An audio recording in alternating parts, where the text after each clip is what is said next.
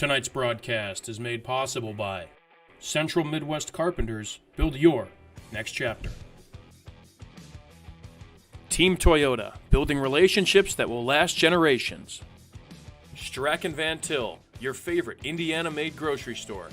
Crowell Insurance Company, the insurance superheroes. Ironworkers Local 395, proud to be union. Four Seasons Mechanical, quality and comfort is our guarantee. Boilermakers Local 374, earn while you learn. IBEW Local 697, proud to support high school sports. Bricklayers Local 4, the best hands in the business.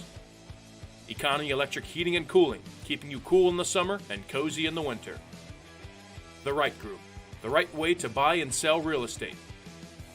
Mark Macknick, Chicagoland Tax Professionals. Blythe's Team Sports, where the athlete shops. And Hampton Inn, downtown Indianapolis.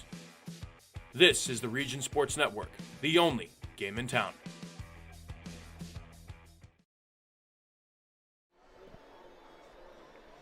Good evening, everybody. Guess what time it is?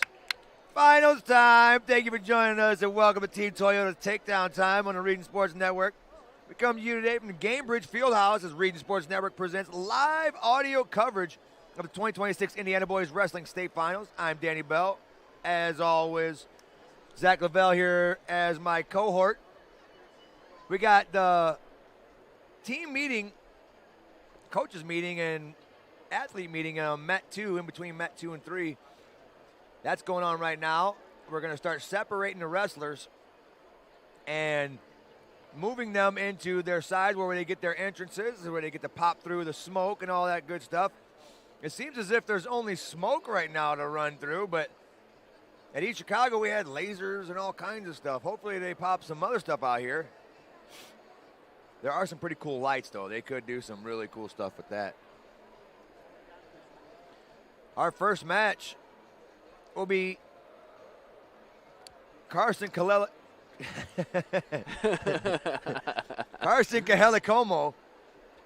taking on Connor Maddox. This is one of those I've been looking forward to see if anybody can push him. Max has just been on a roll. It's definitely going to be interesting to see how Kahelicomo deals with that. Well, he's got a tough match. Connor's top in the nation in wrestling at his weight class. And he's over there pumping up Mater Dei as a Westfield wrestler. I like it. Salas working over there with Griffin Van Titchell. No, I'm sorry, that is Clinton Shepard. Griff already wrestled. Pretty cool coaches over here watching all over the place.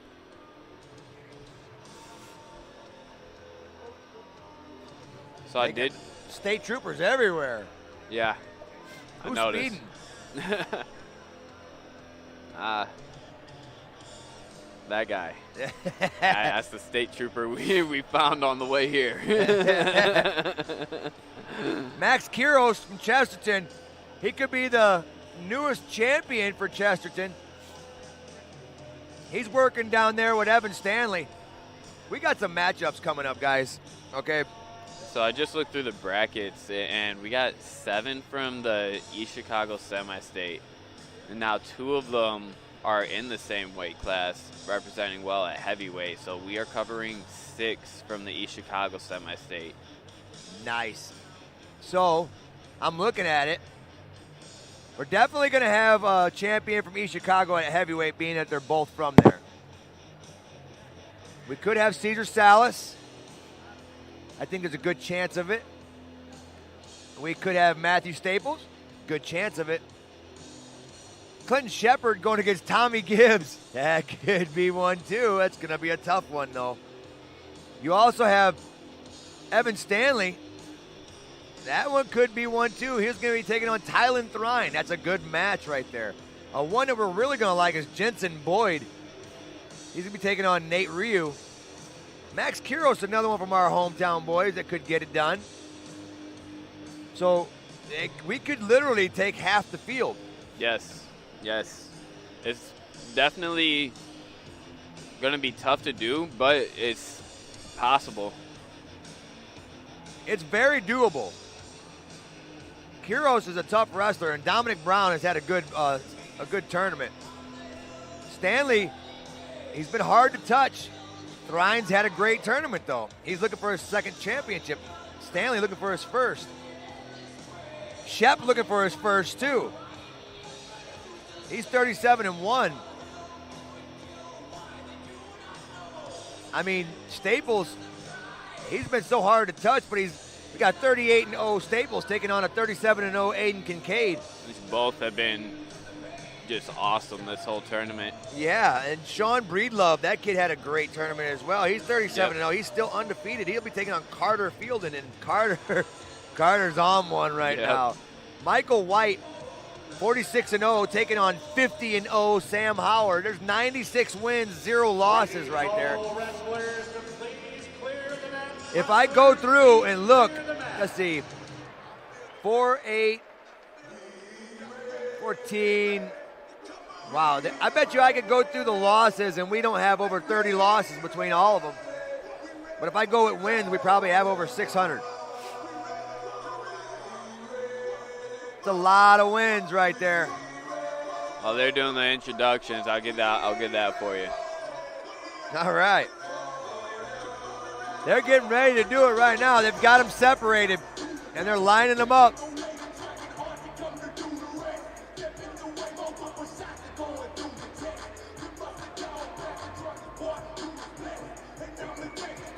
Gonna be a good one today, folks. I had a great time yesterday. Had a great time today. We've been going all day since 9 o'clock. Been here since around 7:30. It's almost 7 now. That's a nice 12-hour shift of wrestling, and I honestly don't feel it's work. It can be long, but honestly, I've got a free seat to an awesome tournament. Yep. And I would have been here anyway.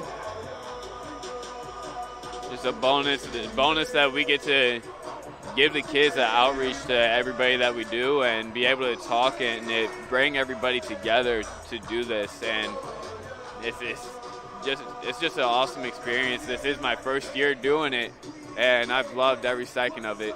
I definitely appreciate you bringing me onto the team. It's fun. You know, a lot of guys wonder, like, oh, I don't know what I'm talking about, or I don't know the wrestlers or anything. Zach came from North Carolina. He didn't know the wrestlers either, but you know what he does know? He knows wrestling. Yep. So if you know how to wrestle, commentating wrestling really isn't that hard. It's not like I'm doing anything special. One, I'm really good at talking because I'm Italian. That's what we do. Okay? And I know the sport. I've been a part of it for 45 years now. Zach's the same way. He's a big part of wrestling, and it's a big part of his life. It's made him kind of who he is. If you are out there and you understand wrestling, you could try your luck at commentary. It'd be great if the more commentators we have, the better we can do because we can cover more ground. We're always looking forward to having more people do it, and we've got enough wrestlers out there that they're quick in the comments and they're quick to ridicule. We can use you because you obviously know what you're talking about, so come on out here and help us out. Is that Chad Red and Nick Lee in the middle? It sure is. They shared that center mat before. That was that's probably my favorite matchup of all time. They having a long discussion, just Penn State, Nebraska. Kind of looking around and probably just reminiscing about that match. I remember that match well. Yeah, we were talking about that earlier, how Chad jumped up into his dad's arms right over there. And how cool that was, you know, and he's doing the backflip. And I love watching people celebrate their achievements. And because a lot of times when you achieve something, someone doesn't celebrate you. Right. And getting your opportunity to celebrate and really enjoy, because you know how it is in wrestling. You win a match, you don't have a lot of time to celebrate. You've got to go on to your next match, and you got to move on to the next one, and the next one, and the next one. Well, now we're at the pinnacle. And I think it's only fitting that these athletes should be allowed to celebrate as long as it's tasteful. Within reason. Some of these wrestlers, this might be their last match ever, and hey, we hope not. We would love to see just about like every wrestler in here today go on to the next level. But that's just not going to happen for everybody, so why not give these kids the opportunity to celebrate possibly their last match ever? It's a no-brainer. So you would think. Off goes the lights. I know a lot of you guys have come to this arena to watch some basketball, see the Pacers play, and to see the Caitlin Clark situation go on. I'm going to promise you right now, this basketball court has never looked better. Covered mat, floor to floor, edge to edge with wrestling mats and wrestlers. I definitely can tell that some of the staff were basketball fans. Yep. Because they looked at us like we were crazy. My name is Greg Rakestraw. We are. Mark James, Mike Gable, and Camden Emper. Hello to all of you joining us here in the bowl. And hello Greg to everybody Rakestraw, watching our us online favorite on the announcer. HSAA Champions Network, presented by Indiana Farm Bureau Insurance. We had 96 schools represented here this weekend. Now let him talk now. 224 wrestlers. We are down to 28 that will compete for a state championship coming up over the course of the next 3 hours. We also have two legends of the sport that are in this squared area behind me to give the official introduction of these two gentlemen and our 28 combatants for a state championship tonight. Let's turn it over to the public address voice of this state championship event. Ladies and gentlemen, Chad Nickum. Thank you, Greg. Ladies and gentlemen, at this time, the Indiana High School Athletic Association proudly recognizes two individuals whose championships, character, and commitment have left a permanent mark on Indiana wrestling. Tonight, we honor true legends of our sport. First, Indiana wrestling legend Nick Lee. Our first honoree is a product of Evansville Modern Day High School and Indiana Wrestling Excellence. As a high school competitor, Nick captured an IHSAA state championship representing Indiana with toughness and skill on the state's biggest stage.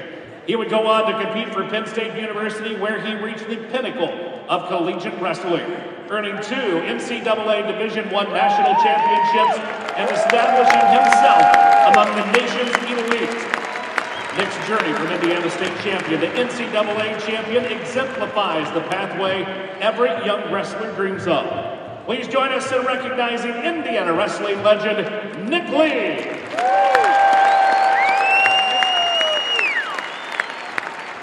Up next, another Indiana wrestling legend, Chad Red. He is one of the most dominant high school wrestlers in Indiana history. A graduate of New Palestine High School, Chad completed a perfect high school career, becoming a 4-time IHSAA state champion, winning a championship every year he competed at the state finals. At the collegiate level, Chad continued to excel in the NCAA, earning multiple NCAA All-American honors and competing among the nation's best. His unmatched high school legacy and continued success at the national level have set a standard for excellence in Indiana wrestling. Once again, ladies and gentlemen, please welcome Indiana wrestling legend Chad Bragg.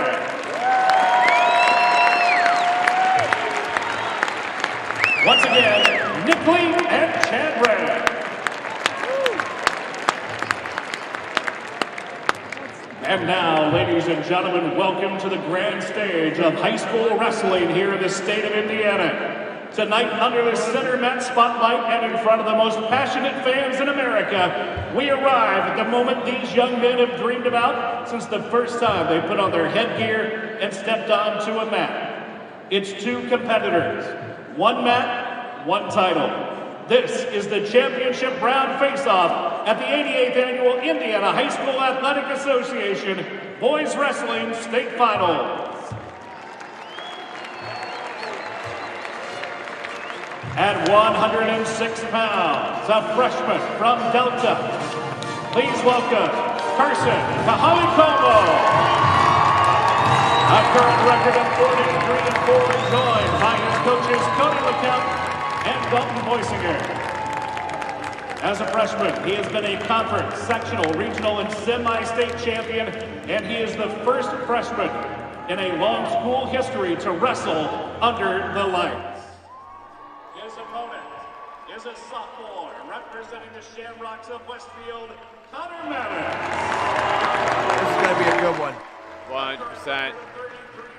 He is joined by his coaches Tom Griffin and Scott Maddox.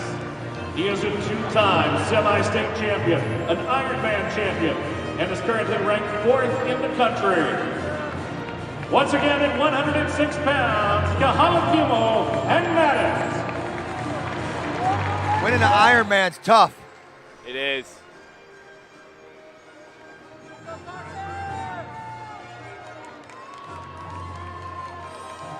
A difference in size. Kaheli Como is a lot taller than Maddox. Moving on to 113 pounds. Wonder how that's going to work out stylistically. Maddox has been shooting pretty low today, though. Yeah. Kyle Como better keep his hands down. Trayvon looking for his second title. He is a returning champion. He was a champion last year at 106 pounds, a two-time semi-state champion, and a two-time freestyle Fargo All-American with a GPA of 3.8. All right, His gotta have a opponent 3.7 or comes above. from Center Grove, representing the Trojans. It's the sophomore Daniel Brown Jr. A record of 32-6 currently for the That was the Trojans. first wrestler on the mat today in the fourth session. He was the first on the mat. He had his headgear on, he had everything ready, and he was already pacing. This was 2 hours before the fourth session started. Right when the first one ended, he was already ready and he was down there. He didn't leave. This kid is zoned in right now.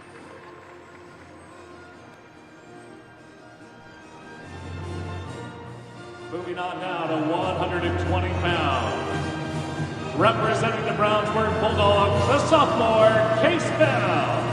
Somebody's catching a case in this match. A record of 34-3 for Bell. It's joined by coaches Brian Smiley and Derek Snyder. Case Bell and He is Case a Bridge going at it. 113-pound state champion in 2025. Two-time freestyle Fargo All-American and a two-time Ironman placer. Pretty smart with a 3.8 GPA. 3.8 again, His I like opponent, a sophomore, representing the Avon Orioles, Case Bridge. A record of 33-10, joined by his coaches Alex Johns and Mason Miranda. He finished third at 106 in 2025. He is a 7-time ISWA state champion, a 2023 and 24 cadet freestyle duels All-American with a 3.7 GPA. Nice. Once again at 120 pounds, Bell and Bridge. What? That's Case Bridge. What name they give? He called him Embry. Moving on now to 126 pounds, the senior from Center Grove, the Trojans, Dominic Brown. A record of 28-2, 115 career wins. Joined now by his coaches Maurice Swain and Royce Decker. In 2025, he placed 5th in 126. He is a 3-time state qualifier and an IHPO champion, a GPA of 3.4. His opponent comes from Chesterton High School, the Trojans junior, Maximus Quiroz. A record currently of 48-2 and a career record of 127-19. Joined by his coaches, Trevino's Andrew still, Trevino and he's Brian been here a couple Foley. times. He is a 3-time Yes, sectional he has. champion, East Chicago Burrowski's semi-state champion, looking up at that and a big screen. I think he 2025 likes to see South himself state up there. champion as well. It's fun to see yourself. Once up again, yeah. 126, it's Brown and Quiroz.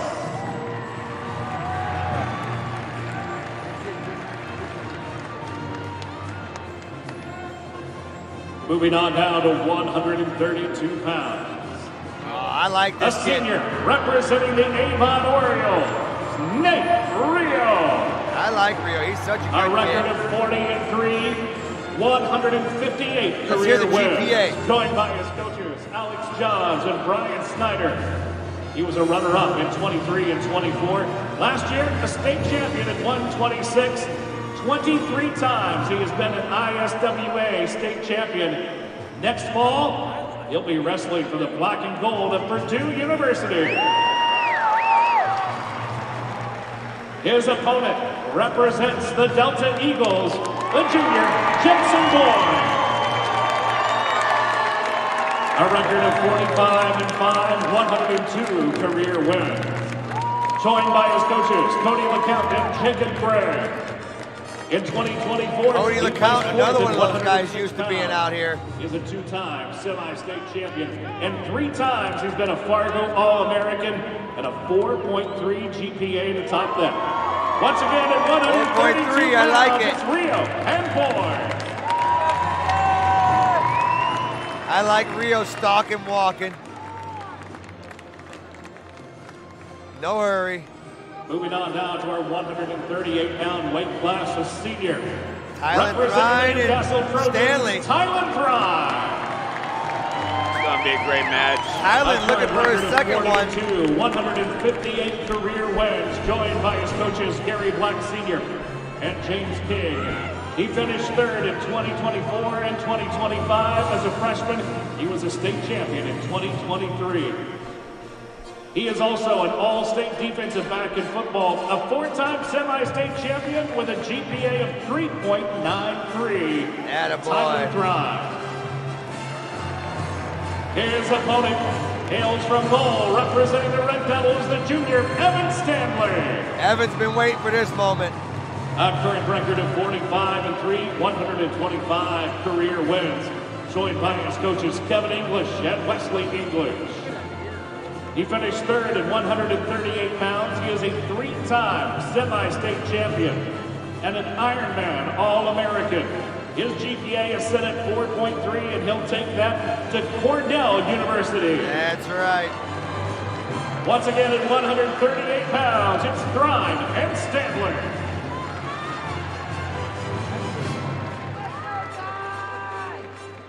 Wrestling at 144 pounds. A junior from Center Grove, the Trojans, Peyton Hornsby. Hornsby looked good today. A record of 32-5, joined by his coaches Maurice Swain and Blake Courtney. In 2025, he was a state runner-up at 144. In 2025, he was also a Fargo champion and a U.S. Open All-American with a GPA of 3.5. His opponent hails from Brownsburg, representing the Bulldogs, the junior Braylon Reynolds. A current record of 36-3, and here today he picked up his career win number 100. Joined by coaches Brian Smiley, Derek Snyder. Previous state placements, he finished 3rd in 2024 at 126, and he was the runner-up at 138 pounds last year. He is currently ranked 9th in the country. Also, a 4.0 GPA. Attaboy. At 144, it's Hornsby and Reynolds. Reynolds trying to be like his big brother. Win himself a chip. Wrestling at 150 pounds, representing the Ground Point Bulldogs, the junior Clinton Shepard. Currently standing at 37-1, joined by his coaches Brandon Lorick and Garton Sherr. He is a 2-time semi-state champion, a cadet national freestyle champion, an academic all-state who is committed to Penn State University. His coach Nick Lee was just on the mat. His opponent hails from Brownsburg, representing the Bulldogs, the senior Thomas Gibbs. A record of 32-4, he is joined by head coach Brian Smiley and assistant coach Chris Doty. A 2025 state champion at 144 pounds. He's also a freestyle and Greco-Fargo All-American. And next year, he'll be wrestling for Indiana University. Oh, they got a good one. 150, Shepard and Gibbs. Gibbs' demeanor is different right now. He was all smiles all tournament. And now moving I didn't see him smile once right there. A senior representing the Blazers of Eastside, Lincoln Carter.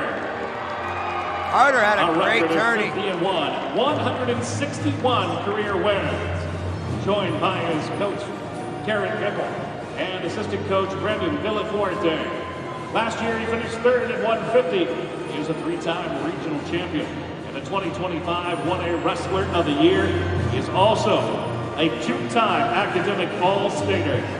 His opponent hails from Cowan, representing the Blackhawks, the senior Jackson Bradley. A record of 42-1 and career-wise 143 career wins. Joined by his coaches Casey Bradley and Ronnie Cody. He finished 8th in 2023, 4th in 2024 at 132, and last year at 157 he finished 5th. Also, he is the first finalist in school history. He is also an All-Stater in cross-country, and next year he'll be wrestling for the Black and Gold of Purdue University. Oh, man. Once again, We're getting a couple of them. it's Carter and Bradley. Coach Vega and Escobedo doing some recruiting. Moving on to 165. It's a sophomore that is undefeated on the year, representing the New Prairie Cougars, Matthew Staples. 35-0 on the season. On his career, he is 80-0. Joined by his coaches, Bobby Whiteneck and Austin Price, a two-time conference 80-0. 80-0 career. He's undefeated. The GPA of 3.9. Definitely has a test today. His opponent is I don't feel he's going to be touched Noblesville, right now at all. But Aiden Kincaid is the one to do it. Hey, if anybody here could do it today, it's Aiden Kincaid. He has been on a roll for sure. 77 career wins. He's had a lot of smart wrestling. Joined by head coach Mike Weinberg. He looks like he's got himself some stitches in his eye. He finished 4th in 2024 at That headbutt must have got him good. pounds. A two-time regional champion Nothing a little super and glue an wouldn't all-conference fix. football player in the HCC.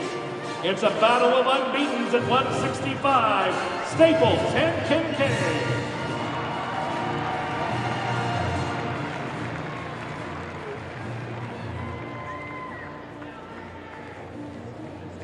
At 175 pounds, representing the Trojans of Center Grove, the junior Sean Breedlove. Currently undefeated at 37-0, 91 That's right, career Kincaid wins. is 40-0 and is joined also. by coaches Maurice Swain and Kincaid, Joel Ford. 40-0 also. A two-time sectional champion, a USAW preseason Nationals All-American with a 3.8 GPA. His opponent hails from Garrett, representing the Railroaders, a senior Carter Fielder. 44-2, the current record, 139 career wins. Joined by coaches Luke Fielding and Tyler Lanning. In 2023, he finished 6th at 120 pounds. A two-time regional champion and a Fargo Freestyle All-American, and he is an academic All-State in 4 sports. At 175, it's Breedlove and Fielding. Oh, wow. Fielding's just like Mason Paris, huh? Yeah, All state in 4 sounds sports. like it. Wow. That's impressive, kid. You're in the state finals in wrestling. Usually you need to be a 365er. A couple more unbeaten. This kid does 4 sports and he's in the finals. Cats of Lawrence North, Michael White. This kid right here, Been on a roll today. all year. 42 career wins. Joined by coaches Jacob Avon and Josh Showtime. 3-time state placer and Ironman champion. And he is committed to wrestle for the Cowboys of Oklahoma State University. He's already got His the hair for opponent it. Hails from Boonville. For the Pioneers, it's the junior Sam Howard. Howard did a good job. I think he's undefeated A too. record of 50-0. It's Yeah, head 50-0. coach Jared Vesey and assistant coach Mike Kemp. He is a Carnahan champion, a Spartan Classic champion, and a GPA of 3.94. Attaboy. Again, another battle of unbeatens at 190 pounds. It's White and Howard.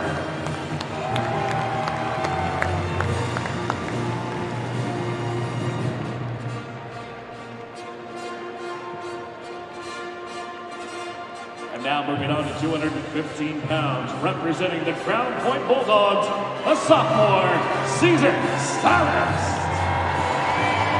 A record of 37-2, 76 career wins. Joined by coaches Brandon Loring and Javier Salas. In 2025, he finished 5th. He is a 2025 Ironman place winner and a 2025 cadet runner-up.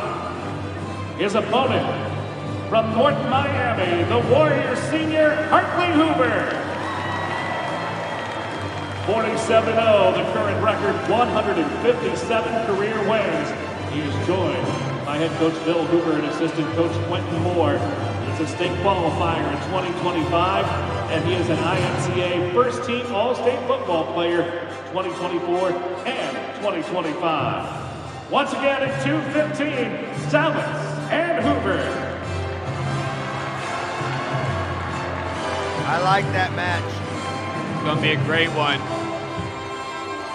And at 285, representing the New Prairie Cougars, a senior, James Hartlerow.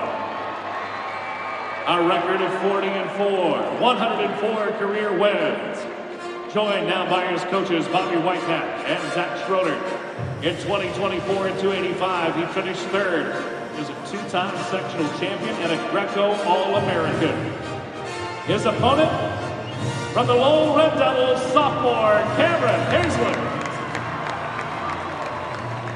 A record now of 40-2, 77 career wins for the sophomore, joined by coaches Kevin English and Tyler Bernard. He is the defending state champion at 285, Super 32 finalist, and picked up the bronze at Fargo, GPA of 3.5. Once again at 285, it's Hartlerow and Hazlett. All right. They're meeting each other in the middle here. I can't wait. They met each other 4 times. Once again, ladies and gentlemen, a round of applause Each for our time state Hazlett finalists has a for the win. 88th annual IHSAA Boys Wrestling State Final.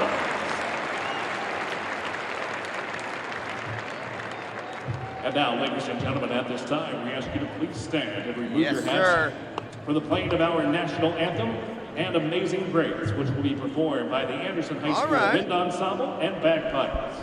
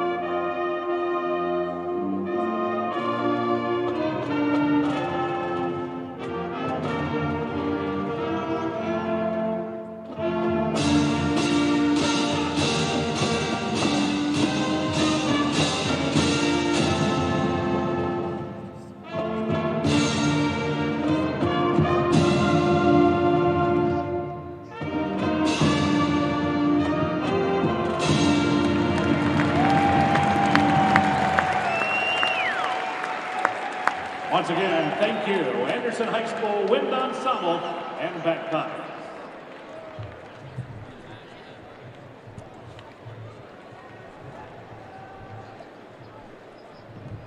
It's a great rendition right there.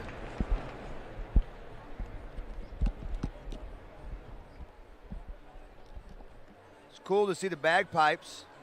Wasn't cool to see that kid sitting down during the national anthem, but we'll look past it right now. Something to bring the mood up a little bit after seeing that. That as two veterans, that does kind of upset both of us a little bit. There's a chair right up there that has a chair of honor here. Yep. It's for all the veterans. That song was written under fire during war. So I heard you have a pretty cool stat for us, Zach, that we were looking up. So earlier you mentioned that you thought that there was about 60 losses and 600 wins. You were right about the 60 losses. They had 69 losses combined. Now what you were very wrong about was the wins. You undershot them big time. They have 1,073 combined wins between the finalists. That sports them a 93.5 win percentage. That is insanity. Did you say 1,073? 1,073, as in 1,073 combined wins for between 28 wrestlers. Yes. You better stop playing with Indiana. There's 1,000 wins out there. We'll walk those wins, dog walk you across America with those. A lot of D1 wins out there. Now just remember, I was in the Marine Corps, so math was not my strong suit, but I did count those up about 5 or 6 times. Yeah, but the way you guys chew crayons, you're good at rounding. Look at that, that's nice. JD. He is a member of the Indiana Calumet and Western Indiana Officials Association. Mitch's impact on the sport extends well beyond officiating. He spent 33 years coaching at North Montgomery High School, serving as head wrestling coach for 27 years, leading his teams to 5 sectional titles, 2 regional championships, and had 9 IHSAA state qualifiers. JD currently serves as executive director of the Indiana High School Wrestling Coaches Association, a role that he has held since 2011. Once again, please join us in thanking Mr. J.D. Mensch for your service to the sport of wrestling and to the student athletes in the great state of Indiana. Very deserving of that. J.D. does a lot. Always a good time when I see J.D.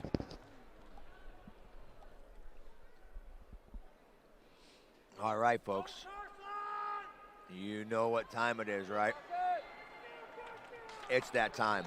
But before that, it's a reminder you're listening in to the 2026 Indiana Boys Wrestling State Tournament built by Union Carpenters. Central Midwest Carpenters, build your next chapter. To find out more about the Carpenters, visit them on the web at cmwcarpenters.com. And this is also Team Toyota's Takedown time on the Region Sports Network, where the region comes to wrestle. Check out the inventory of new and used cars at Team Toyota on 41.com. Find your next Toyota on your own terms. Visit SmartPath at teamtoyota.com. And Mayor Pete Land and the Crown Point Pace Department are proud to support Crown Point athletes to say, "Go Bulldogs." Crown Point remains dedicated to preserving history, celebrating everyday life, providing the best in-city services, and encouraging smart growth. Enjoy open skate at the Timothy Grish Ice Rink at Bulldog Park through February, weather permitting. For a complete schedule of our hours, visit crownpoint.in.gov. And to keep up with all things Region Sports, be sure to check us out on our social media pages. We are always active on Facebook, YouTube, Instagram, X, and on our website, regionsports.com. Celebrating over 25 years, we are proud to still be the only game in town. And here we go, folks. It's getting ready to start knocking off here. We got Connor Maddox. He'll be taking on Carson Kahalakomo. Size difference in height. We'll see if it makes a difference. A lot of times it gives the smaller guys a lot more of a target to attack. Como already lowering his stance from what he was earlier. Maddox, one of the unbeatens, trying to keep it. Working an underhook, steering really well. Como keeping his head level below Connor Maddox is being a taller individual. That's difficult, but he is keeping his level low. Smart wrestling. Head tap, head tap. He's going both sides, making sure he's keeping himself in a good position. Heavy snap by Maddox. Back into that underhook on the left side.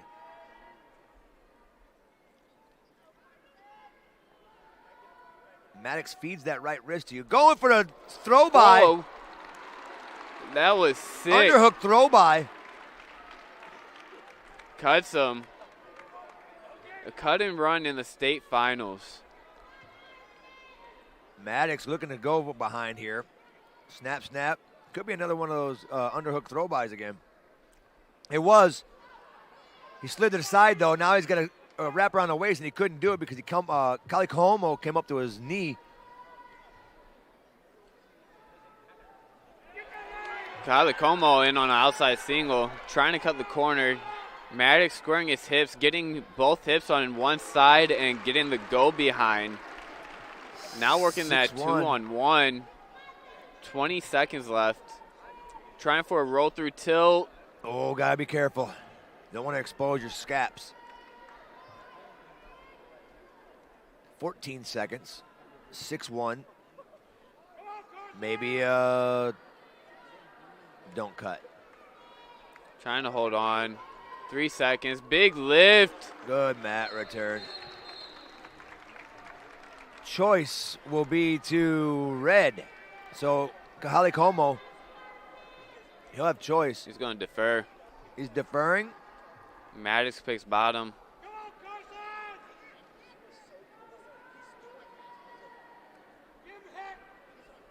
Got instant replay on the big screen.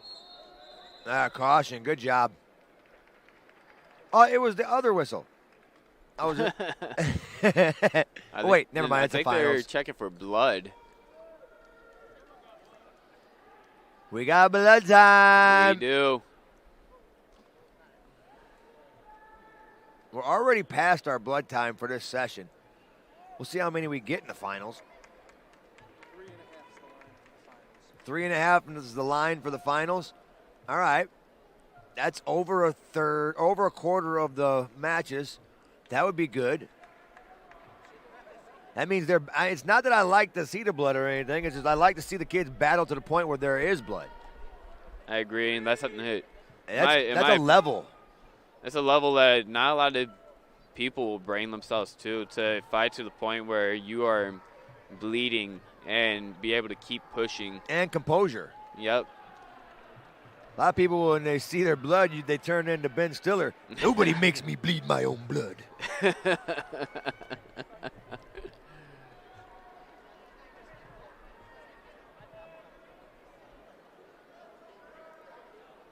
It's hard to explain to somebody when I say something like, "Oh, blood time gets good," doesn't that?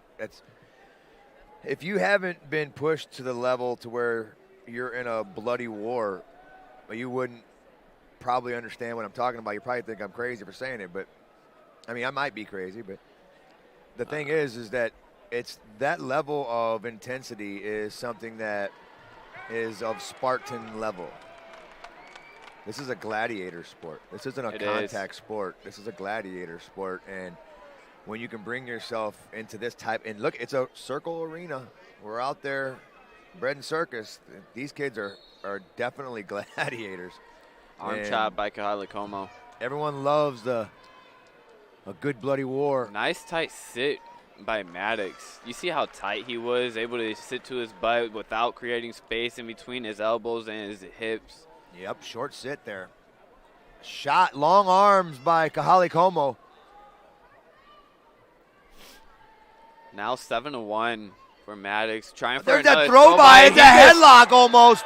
Como, he sees that if it's there once, it's going to be there twice. If he tries that underhook again, he can counter that with a headlock. Trying it again, able to pop his head out this time. Oh, he's got tilt. Gets the tilt. Works right into the tilt from the takedown. That's smart wrestling right there. Leg bones connected to the hip bone. It's going to be 14-1. Maddox led him up already into Now a good position. 14-2. Shot. Calicomo trying to shoot for a double. Maddox able to stuff the head, trying for that wrist toss throw by. again. There's the return, standing Granby. There's the 3. And there's a tech fall in the finals. 106, first match of the finals. We get a tech fall by Connor Maddox. Congratulations to him and congratulations to Kahale Como on a great season.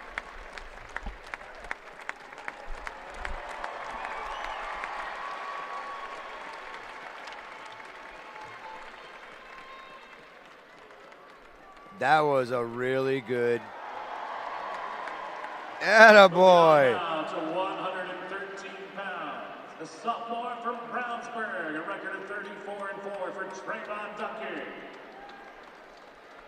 His opponent from Center Grove, the Trojans. Daniel All right. Jr., Little record backflip here. 32-6. Bing. That's what I'm talking about.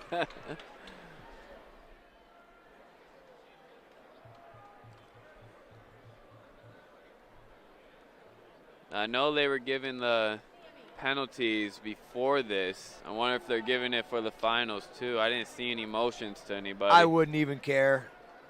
If my team wasn't winning a state championship or putting itself in the top 3, I'll do an airplane across the mat.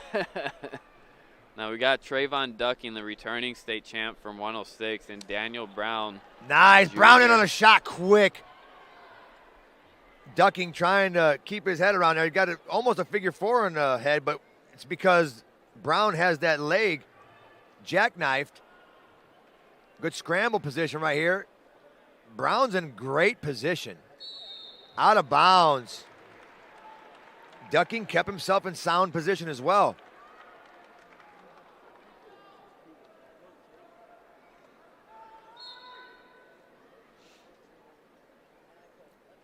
Underhook, collar tie out, over tie. They separate. Brown snapped into a shot. Ducking with a good strong snap. Brown tries to circle around the left, almost get the takedown on the edge. They go out of bounds. Do we have blood time? We do. Blood time. There's our second one in our second match. I don't know. We might have to have 14 for our blood time for the final. This is 2 matches, 2 blood times. I was thinking at least 5.5. Jeez I was thinking Louise. 5.5.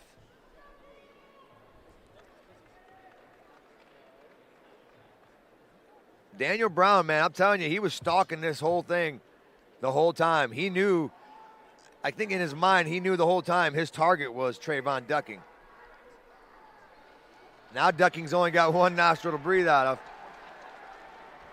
Give it about 30 seconds. In between the break, you can toss it out.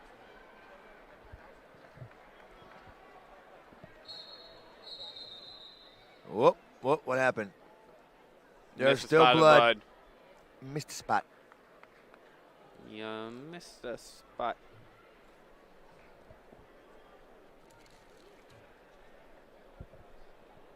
I'm pretty excited about this. There's a couple of them coming up that I can't wait to see. Last year's champ at this weight was Case Bell. Brownsburg. He'll be coming up in the next one. Heavy snaps by Trayvon. And a tap shot by Ducking out of bounds. Ducking shooting out of bounds. My name was Ducking. I'm definitely have a sick duck. I feel like that's almost required. Yeah. Heavy snap again. Got to watch out for that hands to the face there. Stay out of the eyes. Both staying in good position. Elbow Slide. pass, not happening. Rush in. Let's see if we see a pop-up. Brown showing a reshot after ducking, let go of that Russian. Inside ties by Brown. Shot low single by ducking, not happening. Good down block by Brown.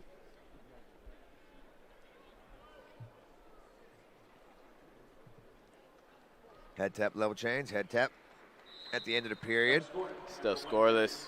0-0. Red choice is going to be for ducking. Straight He's going to to choose bottom. No hesitation, bottom. That was me. I didn't care about any other ones. I knew I was getting up. Good chance I was getting two.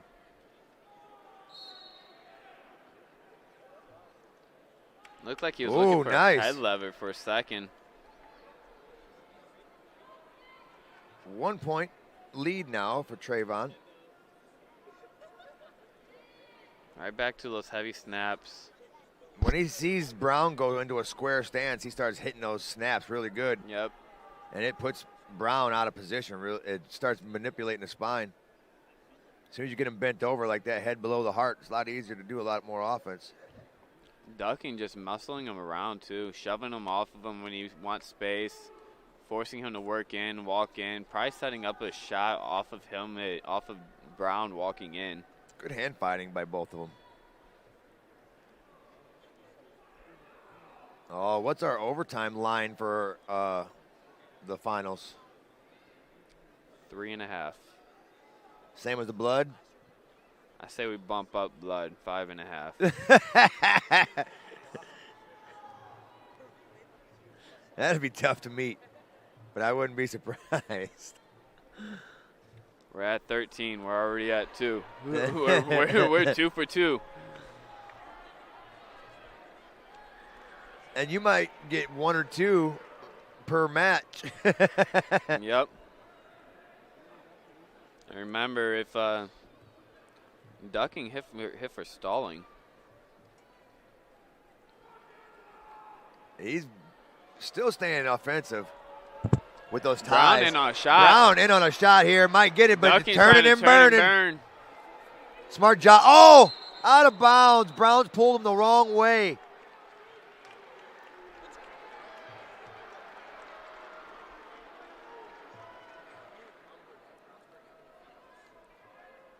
I think that was a good job by ducking to make sure he pulled that leg through because he was about to give up 3.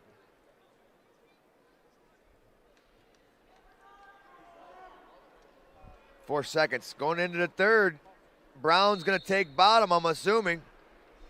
They're going neutral. Brown saw something. Now remember, ducking does have a stall call on him.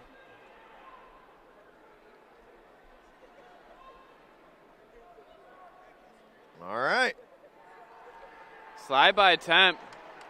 The rip back by ducking, putting him to his butt. Doesn't want to rush in. He lets Brown stand back up. Just going for it again. There it is. He just muscled him down. He swept a little bit too. He swept a little bit too on that time when he hit the slide by. Swept, got Brown off balance, then ripped him back. Yep. And then followed him down. He saw that he had an opportunity right before that to do that, and right after that he went right back to it. Almost lost another camera there. That was real close to going face first off the mat.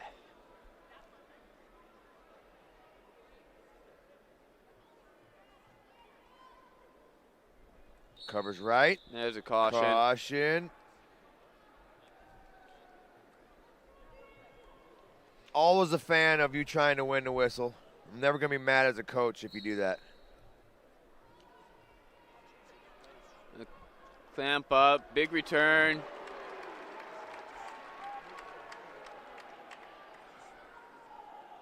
Brown trying to work hands, fight hands to get up. good to attack the thumb on the inside and peel it out to the outside of the wrist. The wrist doesn't Legs turn that go way. in. They'll Nice let go. hip pressure. Going power half. Boot in. See if we see a suck back with that. Do a face pull. You don't want to go to your stomach in that There's situation. the power half. Getting the swipes. Holding 4. Oh, good transition.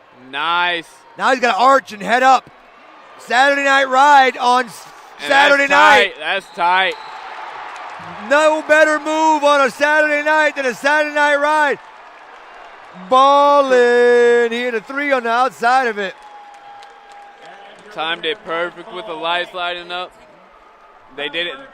They did not take a point for that. They didn't take a point last match either. They didn't take one for backflip. Maddox doing a backflip either. I bet you if somebody from Lowell does, they do. Guys, Kevin over Got there. a target on his now. back.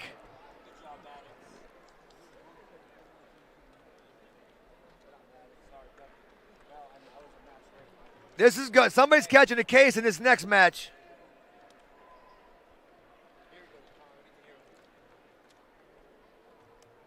Here's the interview. They gave him a little bit of time to breathe.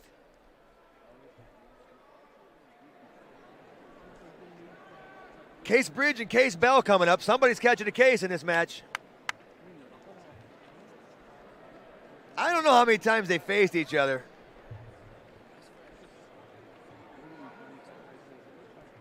I'll Got look that up two right guys now. who are really good friends wrestling each other.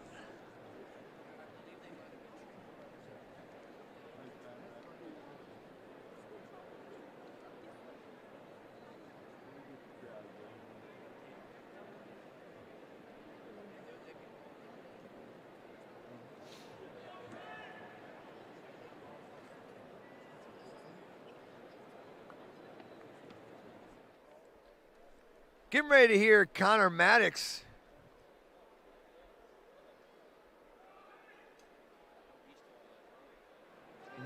No bitch ball or airplane. I'm proud of everybody.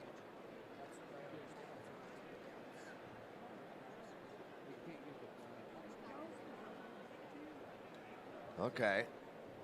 Well, I've been very proud of everybody. Nobody's done it. I was talking to a few of the officials down there. Everybody's done a great job, and the fans today. Westfield High School. Congratulations. How does that sound? It's awesome, you know. Look at that finger. His It's pinky's impossible tore to say up. when you have a support system like you do at Westfield. All the coaches and teammates and practice partners and my family and everybody at Westfield that's just put so much effort into me. Like, it's impossible to fail, you know what I mean? You had a dominant season, frankly, in 2 different weight classes. What was the key to your success winning 4 matches, again, rather handily last night and today? You know, losing last year, I did not want to go through that again, and so just made sure I prepared right and put the work in during the off season, and yeah, now it's just time to show everybody all the work that I put in. You got to share a pretty special hug as soon as your match was over. Tell us about that. That was awesome, man. I love my dad. He put so much effort into me, and none of this would be possible without him. You know, getting up early to wrestle with me and just working through technique, and yeah, none of it would be possible without him. So it's pretty special. You have a podium to go get on top of. We'll let you go. Congratulations. Connor Maddox from Westfield. You want to head that way. He's got one request. He had an undefeated season. He gets a request. What do you got? Shout out my little brothers, Kale and Jensen, and my little sister, McKinley. That was worth the wait. All right, good job, buddy. We'll head you head that way. And for a second year in a row, I get to have a conversation with Trayvon Ducking from Brownsburg. Last year was at 106. This year is at 113. Young man, it's good to talk to you again. And obviously, for those that aren't following, that pin helps Brownsburg play catch-up in terms of the team championship. So knowing it's not just about you, but the team, how does this win feel? This win feels great to me, great to my team, great to my coaches. This is all going towards something for the future, and I'm proud to be a part of Brownsburg. You had to wrestle the same competitor in the regional, in the semi-state, and the state finals. What was that series of matches like for you and Mr. Brown from Center Grove? It was kind of difficult. We wrestle a lot at contenders, and we're wrestling in the season a lot. makes it a little difficult, but it's fun and I enjoy it. Final thing, what was the combination? What led you to that pin? You already had the points lead. Things were seemingly in hand. But what did you see that allowed you to get that pin to cap off the match? Believing in my hands for my snaps, and that led me to get the takedown. And then I broke them down. I work a lot of legs, so the legs definitely helped me in this match. And I was able to get a power half and get the pin. This is 2 for 2. Let's have this conversation next year. Trayvon, congratulations. Trayvon Ducking from Brownsburg. He's your winner at 113. That's a good one. Zach just found a pretty cool stat. We did find out that Case Bridge and Case Bell have not wrestled each other yet this year. But there was a matchup between Ducking and Maddox, Zach. What did you find out? So last year at the U.S. Marine Corps Junior Nationals, Trayvon Ducking and Connor Maddox, the 106 and 113 champions from this year, had a match. And they went to a decision. Trayvon Ducking taking that by just 7-4. That's too good, Russ. I'd like to see that matchup. There's JDL. Gavin getting his 8th place. We got 2 placers in this weight class.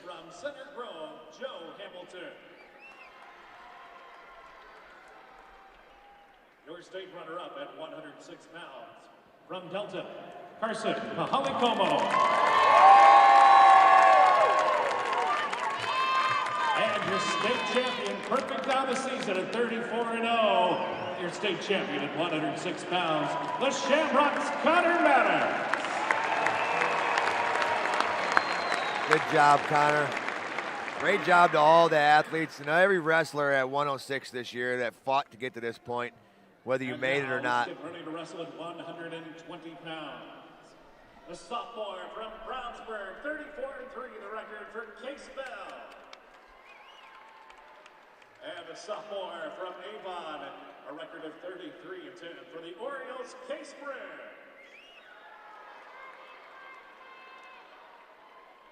Case Bell, the returning champ from last year. He was champ at 113. He's going to try to take on the 120 situation here, where last year's champion was Revan Dickman from Brownsburg. That was a tough one to wrestle. Good snap, front headlock. I guess I'm going to have to go Bridge and Bell on the commentary on this one. If I say the first name, you're not going to know. Bell looking for a go behind here. Bridge with an arm up, good block. That's Now standard front drill. headlock. Looking for a Oh, nice job. He's going to get a near cradle. side. Case Bell's got Bridge in a cradle right on the first period. 40 seconds left. Chest It's getting to tighter. chest.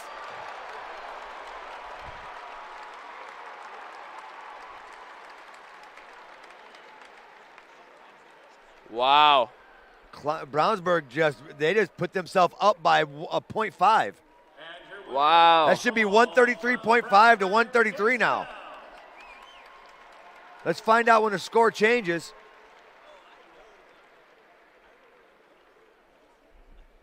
Wow.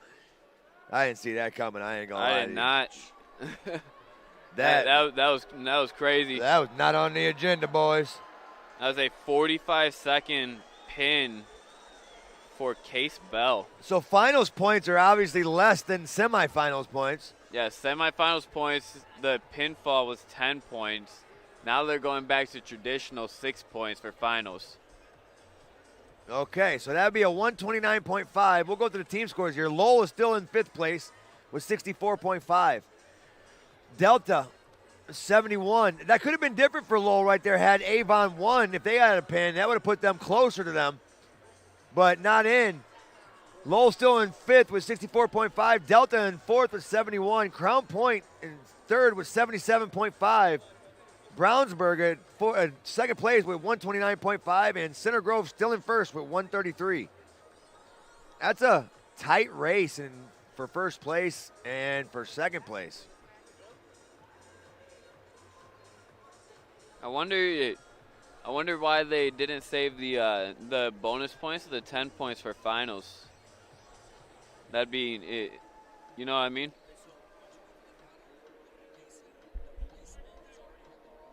Correct. The extra, yeah. Makes sense. Wow, dude, that was such a man. I didn't see that coming.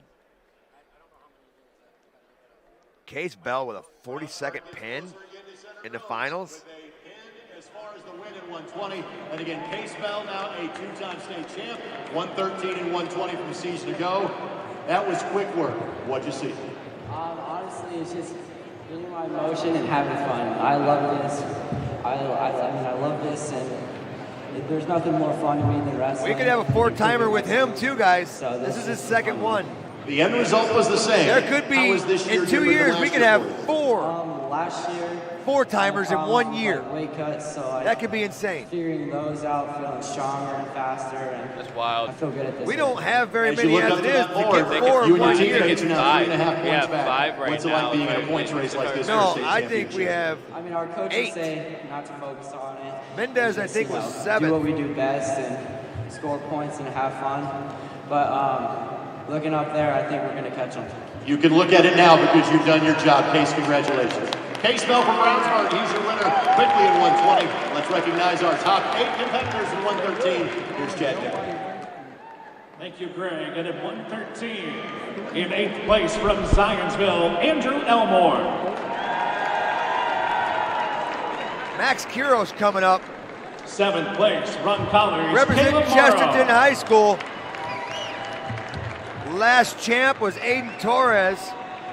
6th place at 113 from I Lake think that was Central, Cruz Argueta. 2022 or 2023. I can't remember exactly. 5th place from Indianapolis Cathedral, Tate St. Laurent.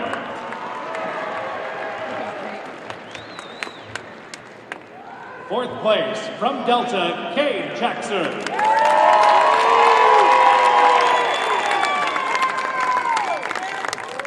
We have 11 four-time state champions. Spencer McCammon. So almost, that'd be over a quarter if we get all 4 in the next 2 years.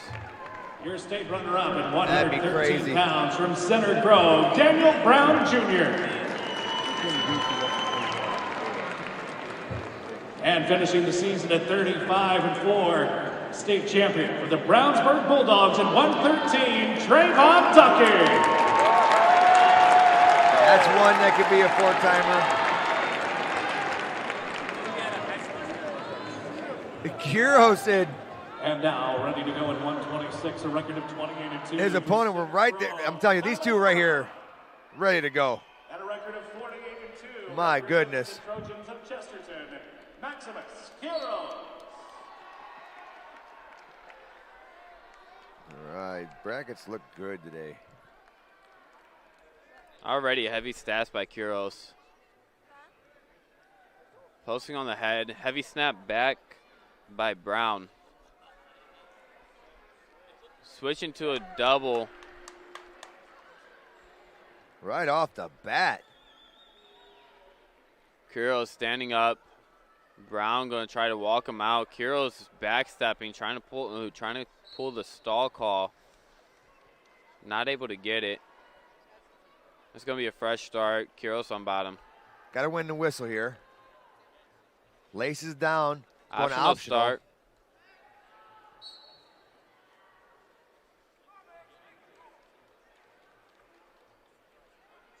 (3-1). Minute 20 left. Russian. Quiros. Same shot. Allowed it in there. Belly whizzer now. See that belly Way to whizzer pull on the that back same up. side? Yep. That's how you do it. That's what I was explaining Trying earlier. to limp our out into his own single. That was slick. Yeah. If you step behind when you do that, you can definitely get it.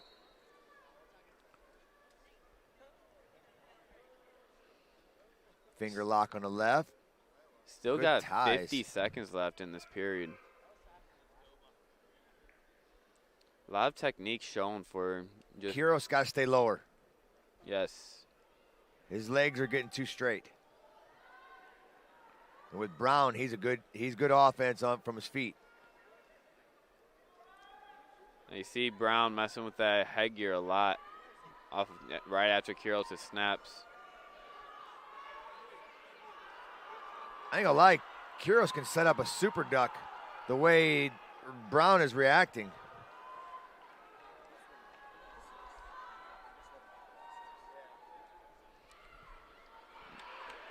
Way to limp leg In out on a of shot, that. but can't get it. Getting close to the edge of the mat. And they go out.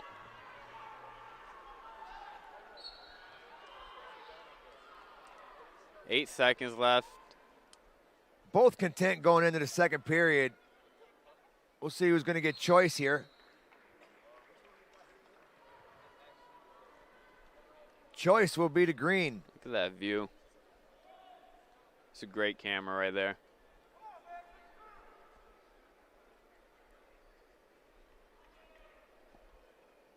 Quiros is going to defer. Brown chooses bottom. Says he covers a little too hard. Worth a try. I'm not a big fan of hitting the belly button and the elbow at the same time. I'm not either. You get hit with an early whistle that way. Yep.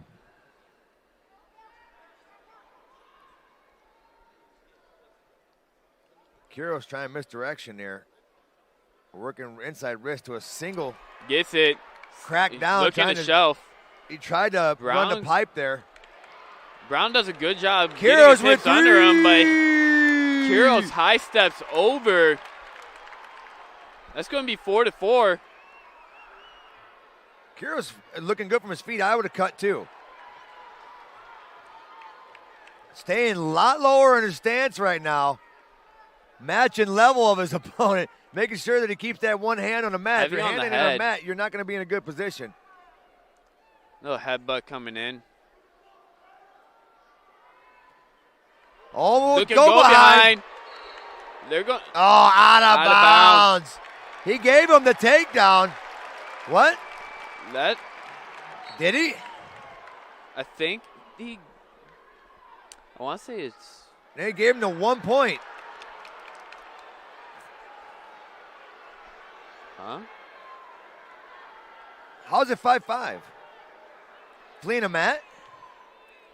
That was Brown's second stalling. Okay. I forgot he got hit with the stalling in the first. Quiros needs ice in the veins right here. If anybody has it, it's him.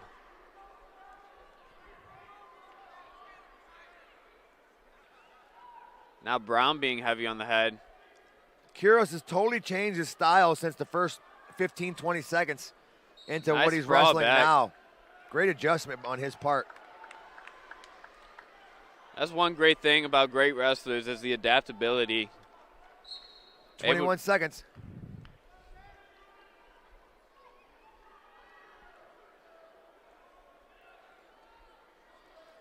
$12 seconds left. Big headbutts coming in. Shucked by attempt by Quiros. Puts him out of bounds. Fresh start. 4 seconds left. Little finger locks. Quiros' pick. Yeah, Quiros is going to get bottom. He's going bottom. Optional start again. He's checking if he was doing his optional start. Let's see what he tries here. Good job keeping that elbow in tight to the ribs.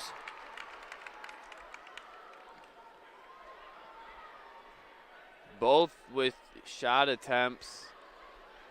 Oh, I thought we were going to see a re-attack. Reshot. Overtied by Quiros.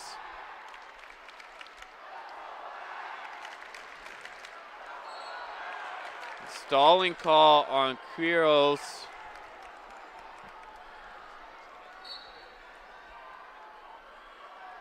Shot Quiros by in on a Quiros. shot. That's deep. Trying to hook that ankle with the leg. Brown able to get his hips up front for a second. Quiros gets it. Quiros re-seat belts, gets the takedown right on the edge. Look at Bolin and Trevino. Quiros, that's Max 9-5 lead. Quiros kept his foot in bounds as long as he can. All the Brownsburg fans are cheering for Max Quiros right now. Brown is lucky he didn't get hit with a fleeing the mat. He pulled himself with the edge of the mat to get out.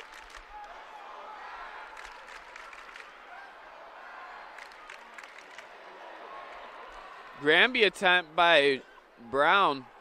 Max with a lot of fans here right now. Knee block attempt, able to get it off the stand-up. Great ride by Quiros. They go out of bounds. Fresh start. 52 seconds left. Quiros already back in the center.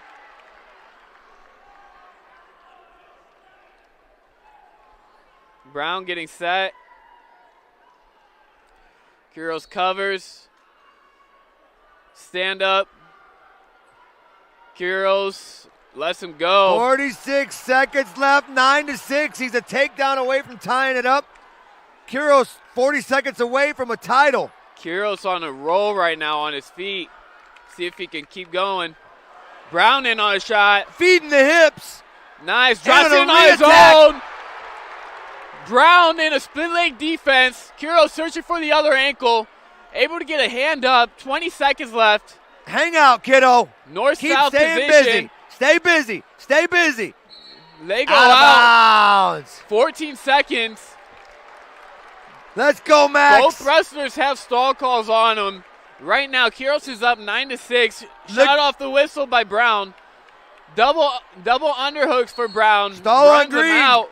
Hey, he can give up one. I'd run around here, dude. 9-7. 9 seconds left. Stay smart. Brown shoots. Tries a flying squirrel. Not going. Quiros takes Max it. Quiros is your Max champion. Quiros takes it.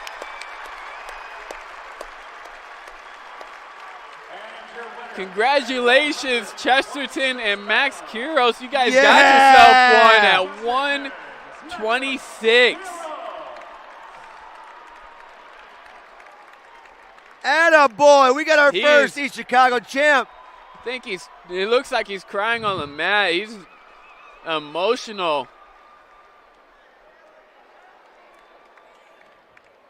Yeah. Yeah. Fortnite. Did he just emote on him? He emoted. The backflip into the pose. That was beautiful. I want to see that on the big screen. Showing all the girls' highlights of the state championships on there.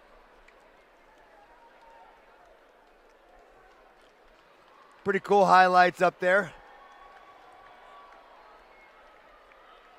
Crown Point and Hobart up there from the area. Maryville again. See if we can get a highlight of Max Quiros up there. He landed that emote pretty good. He did. He did have me scared for a second. I was not expecting it. I'm so proud of that kid. We've been following him all season. He's a region boy, so.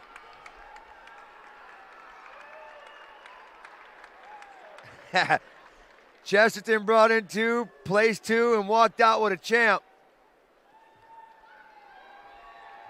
Coach Trevino's first champ here at Chesterton. You know, there's a movie line from about 25 years ago about a guy named Maximus winning the crowd. I think he won the crowd tonight, how he wrestled. Maximus Quiros is the winner at 126. Obviously, the match changed from late in the first to the second to third. Winning the switch kind of flipped for you out there. He saw it too. After I got the first takedown, I knew it was on mine. I started to break it, and I knew he had nothing left, so just took the ball. You got some war wounds. You got a little blood by the eye. You got a little blood on the lip. It's all worth it for a state championship, right? Of course. You had a wonderful crowd behind the camera. What would you like to say to them? I love you guys. The clearly they loved you too. Maximus, congratulations. He's your winner at 126. Let's now blood in his smile. That's awesome. Again, here's Chad Gickham. Yeah. Thank you, Greg. Also, a very special thank you assisting with our award ceremony tonight, our student advisory committee members. From Hobart High School, Alex Tatum. From Western Boone, Allie Lewis. Autumn Wright from North White. Shenandoah's Cooper Allen. Libby Reese from Mount Vernon. Also, Caston High School's Madison Douglas. Kayla Hall from Owen Valley. Yorktown's Owen Founts. Reed Robinson from New Prairie. And Sawyer Tipman from Fort Wayne Snyder. Getting now to our 120-pounders. In 8th place from North Miami, Braylon McIntyre. Attaboy, Max. Attaboy, Max. From Merrillville, Ethan Alvarez. Jensen Boyd and Nate Ryu coming up. Delta and Avon. It's going to get loud. 6th place from Crown Point, Ryu, Jacob the Power. returning champ.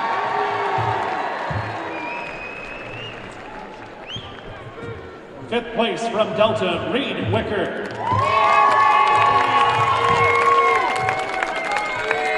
4th place from College, Peyton Shuttler. Alvarez and Powers from East Chicago. 3rd place from Cathedral, Jeremy Carter. Your state runner-up at 120 pounds from Avon, Case Bridge. And finishing the season at 35-3, the sophomore from Brownsburg, your 120-pound state champion, Case Bell.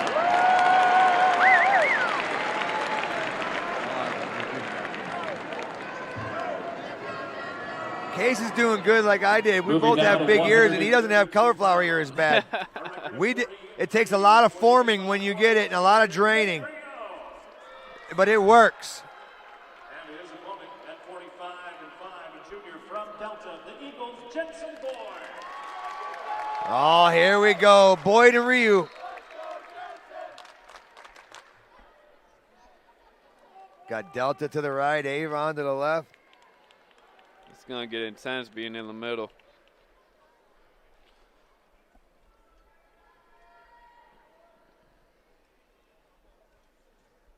Shot attempt. Both working to the mat here in a front headlock position. Most likely a stalemate position. I don't see a lot of scoring going from right here. There's not a lot of movement. Just feeling each other out. We're going to get a separate. Level change. Both matching levels. Feeling each other out first period. Shot, reshot. Controlling the elbows, short elbows here. Gobatin attempt for Boyd over Ryu. Not happening. 85 wins, 8 losses in this match. Like Zach said, between 28 wrestlers, there's 1,073 wins. That's so crazy. It really is. A lot of these wrestlers putting up big numbers. Good snap by Boyd. You got 2 of them here, 85 wins between the 2.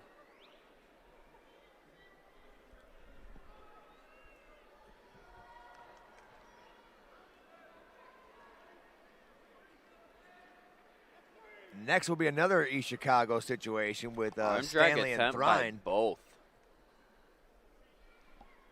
Good matches coming up, guys. Great one on there right now. This is one of those look forward to matches. Both definitely beatable. It's going to come down to who wants it more in the third, because they're pretty evenly matched. They are. Stylistically, it seems as if they have the same offense.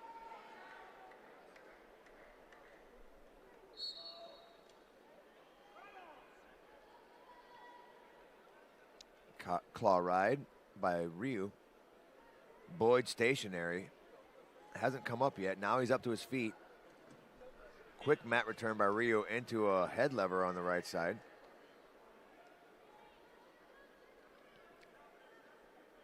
Good pressure. Got his toes burning in the mat. Boyd trying to come up to his base now. Claw ride again by Ryu. Boyd still stationary in a base. Not a lot of action. Ryu trying to turn through, working that claw ride again. Wonder when, those are the quad pod. Right back down to a knee. There's a stand to his up. feet.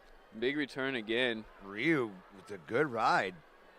Going wing. He's not working too Letting much it go. offense, just kind of wearing his opponent out. Making him carry his weight. It's not a bad idea. That's going to come big into play if he picks bottom going into this next period. Yeah.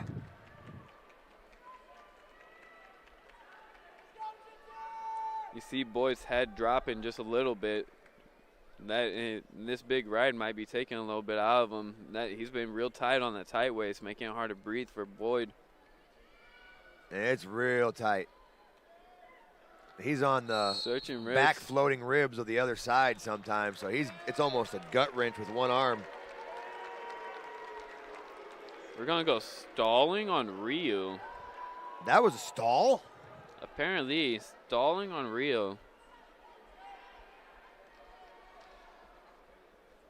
I saw him hop his sides, chopping arms, and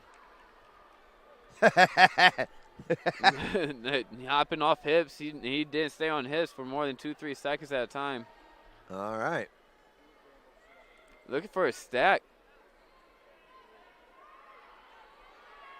11 seconds. Right back to that claw. Good ride Both here. wrestlers content. All right, Ryu looking to get a 1-point lead here if he gets an escape. This third period, 0-0.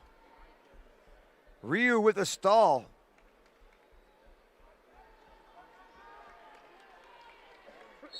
Nice cover. He had a tight waist on, got away with it. Going spiral right now. Glad they switched that camera angle.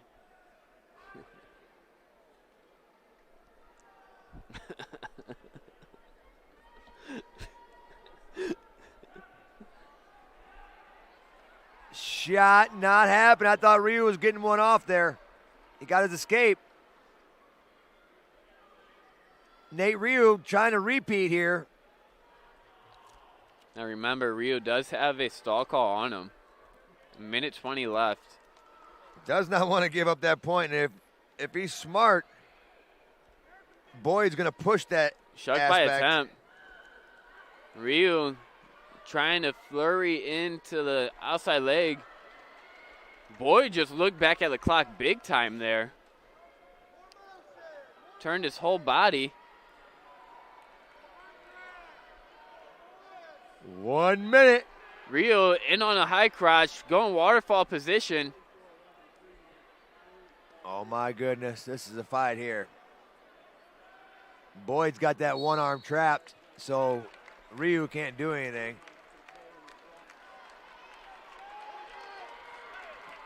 .42 seconds left.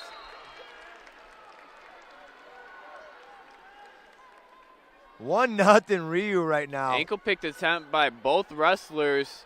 Ryu in on a shot. Ryu able to get into a Good seatbelt. whizzer by nice Boyd. whizzer. 25 seconds left.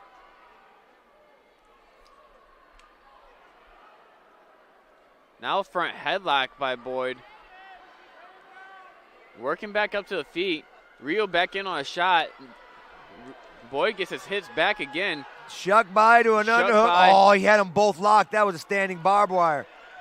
5 seconds. Boyd pushing Ryu the pace. looking Ryu at muscles takedown. through. Secures the takedown at the end. Ryu's going to win it and repeat as your champion. He'll be at 132 this year, though, where last year Jake Hockaday won his 4th.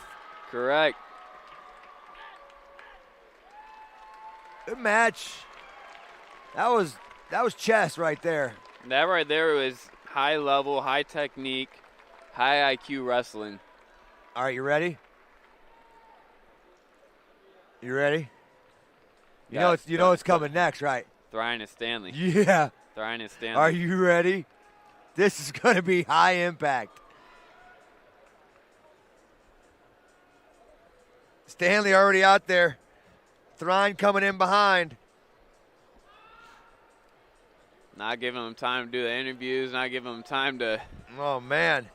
They want to get this show going. That's right.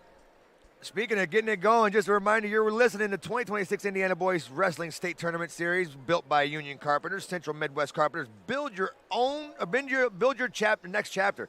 To find out more about the Carpenters, visit them on the web at cmwcarpenters.com. This is also Team Toyota's Takedown Time on the Region Sports Network, where the region comes to wrestle. Check out the inventory of new and used cars at Team Toyota on 41.com and find your next Toyota on your own terms. Visit SmartPath at Team Toyota on 41.com. Mayor Pete Land and the Crown Point Police Department are proud to support Crown Point athletes and say, "Go Bulldogs." Crown Point remains dedicated to preserving history and celebrating everyday life, providing the best in-city services and encouraging smart growth. Open skate at the Timothy Grish Ice Rink at Bulldog Park through February, weather permitting. For a complete schedule of hours, visit crownpoint.in.gov. And to keep up with all things Region Sports, be sure to check us out on our social media pages, where we always are active on Facebook, YouTube, Instagram, X, and are on our website, regionsports.com. Celebrating over 25 years, we are proud to still be the only game in town. Folks, Nate Rio just finished a career at Avon High School, where he wrestled in the spotlight match all 4 years. Runner-up as a freshman and sophomore, now a 2-time state champ. Congratulations. Tell us about the move that ended the match for you.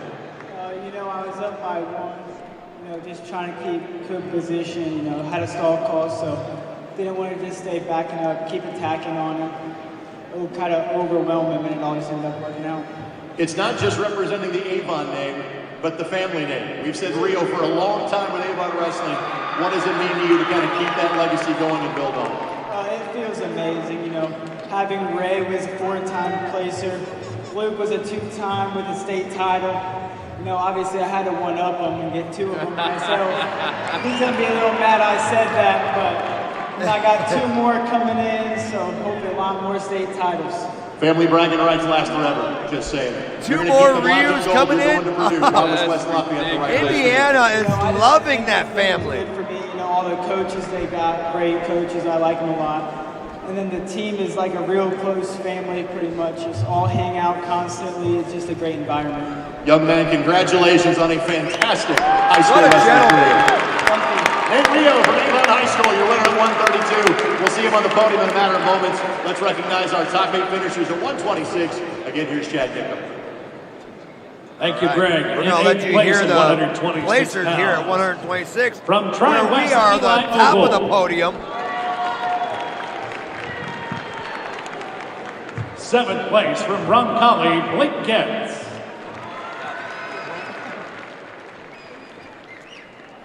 6th place from Crown Point, Colin Strayer.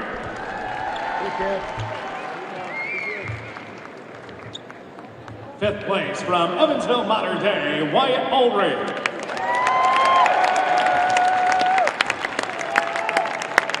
4th position from North Miami, Rex Moore. 3rd place from Lowell, Noel Verduzco. Your state runner-up at 126 pounds from Center Grove, the Trojans' Dominic Brown.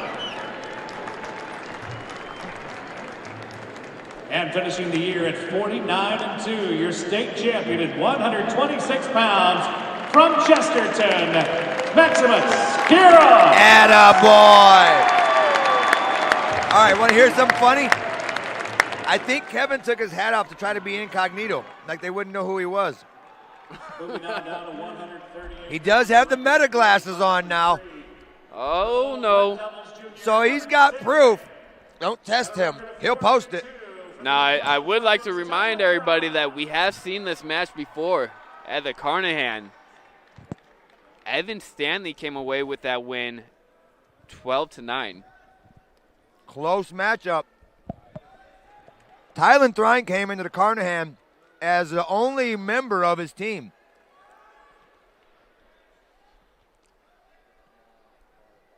Thrawn in deep on a shot. And a shot. Stanley ain't going to let him have it. Trying to hang on. Keep that outside hand hook so he can't swim Definitely through. not getting it now. Yeah. You get that leg hooked over underneath of the armpit, heel in, there's a good chance it's staying there. Stanley staying low. Kevin trying to be incognito. Stanley. Take Quick down. go behind. That was a quick one. Oh, yeah. Looking for a crossface here. Power boot. Power half. Oh, nice ride here. Cross shoulder. Smart move. Just a steer Misdirection. away. Yeah. Yep. Misdirection, go behind. Takes a step one way. Fundamentals. Takes a step to the left. Snaps to the right. Quick snap. Steps back to the right. Oop, got to watch that. Could get hit with a stall on that. Yes. Can't hop up. Got to have it in. If they usually give 2 or 3, and then by the 3rd or 4th, they'll call the stalling. Looking for a pullback here. Drop into a leg. Giving the escape. Thrine able to get the escape. I like Stanley on his feet anyway. I do too. Thrine's a danger, though. Oh, this is good right here for Stanley. He gets a lot of cradles out of this position. He does. I think they're going to go stalemate. He needs to pull that ankle and circle right. Probably going to be a stalemate. You're right. 22 seconds left in the first. Kevin giving his best Chad Red Sr. impression. Kevin having Superman glasses on now. Can't tell who he is. That's Clark Kent out there. Clark dude. Kent. Yep. Stanley, great defense right now. I don't expect anything else but great defense and offense from this kid. He's shown nothing but that all year. End of the period. Choice will be Stanley. He's going to choose bottom. Ryan gets choice, defers to Stanley, picks bottom. He's real tough to turn, too. Cornell got a good one with this kid.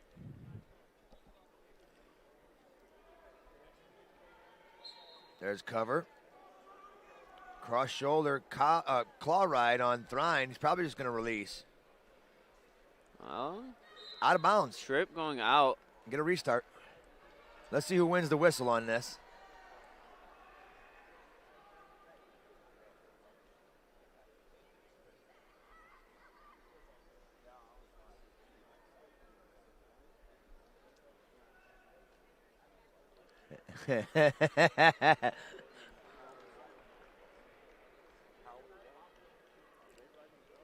Stanley didn't know who it was on. I think Thrine gave a little bit of a twist. There's the escape. This time, Stanley able to high step out. Great job by Thrine, a lot of fakes. In on an outside single. Stanley digging a wizard. Thrine searching for the head. Switching hands, now going underhook. Pipes it down. Tied up. Minute 17 left. Stalling. Is that what that call was?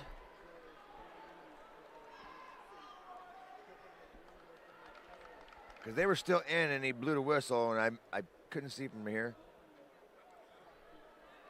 Just a takedown. Takedown given. All right. Nothing posted. Maybe out of bounds.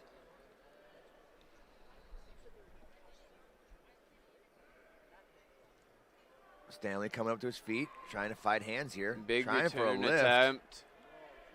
Stanley able to keep his hips under him. Drop it to a leg. 53 seconds left.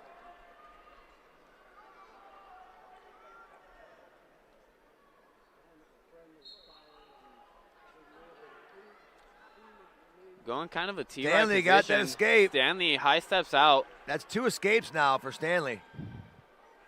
Down blocks. 40 seconds left. Both men recentering. Still lots of snaps and Tylen in on another shot. going crotch lift. Stanley Stanley trying to roll all the way through. Gets behind. Gets the It should be a trip. 3. It is. Stanley gonna gets the be 3 three. out of it. Great job on the ref letting them wrestle that out. That was a close call. Ref did a great job letting them wrestle, get all the way through the movement before he made his decision. With the ref that's out there, I'm not surprised that decision was made. Yep, he's done a great job all tournament. All his life. That guy's great. That's probably why he didn't switch his number.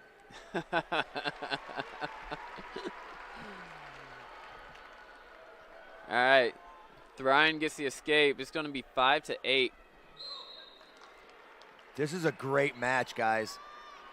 We have all the right people made it to the finals this year, and there were some people I thought were going to make it, but I'm not disappointed with one of the people in the finals. Every single one of these are such great representatives of wrestling for the state of Indiana.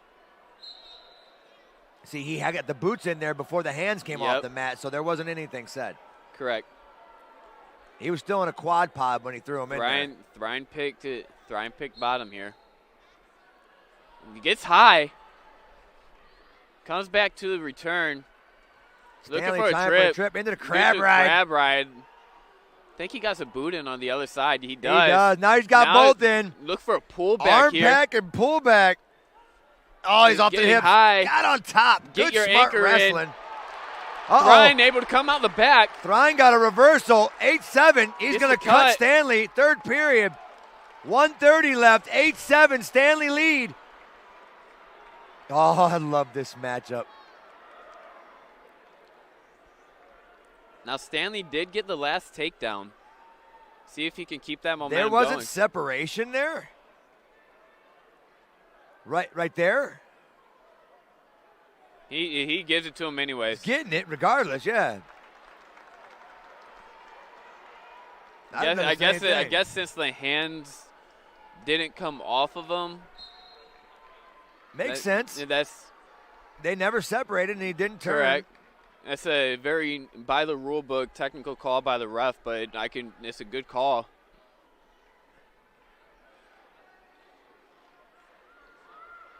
Stanley in an elevated stance. Thrine staying low. Both men head tapping. Lots of fakes going both ways. Shot by Thrine in on Stanley. Stanley trying Looking to block to hook it. There's He that hook does. again. It's going to end up staying there. Illegal move. No! He had his legs. He had an arm in there. There was an arm in there. Yeah, there was an arm in there. They're going to bring it in there. They're going to bring it. Yeah, this is probably going to be overturned. He had an arm in there. He had an arm in there. As long as the arm is in, you are allowed to lock your ankles. You can't figure four, but you can lock your ankles.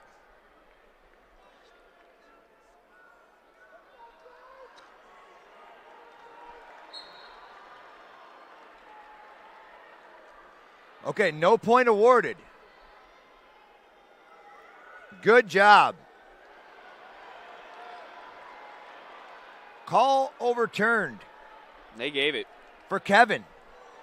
What? They did give it? They gave it. It was 7-9. Oh, my goodness.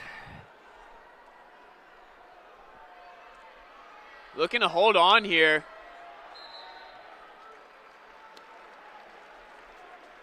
Eighteen seconds left. Stanley and Thrine. No stalk or... Caution red. Thrine going to shoot low single. No stall calls. Shoots double. 15 seconds. Waterfall position. Starting to get it clear. Stanley doing a good job at pinching. Needs to watch the ankle. 3, 2, 1.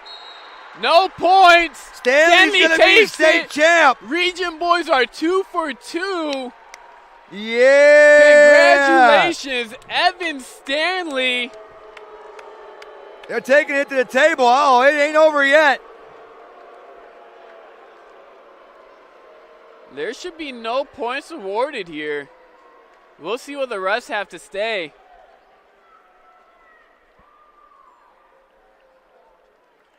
They're shaking hands. Kevin gets the state title again. Evan Stanley, congratulations, becoming the 138 champion. Congratulations to Lowell as well, and Kevin doing a great job coaching this whole weekend. Evan Stanley, your new 2026 champ. God, I love hearing that. 138-pounder last year was Isaiah Schaefer. Modern day boy. I had such fun watching him last year. I was calling his matches. It was kind of funny. The modern day fans started following us after that.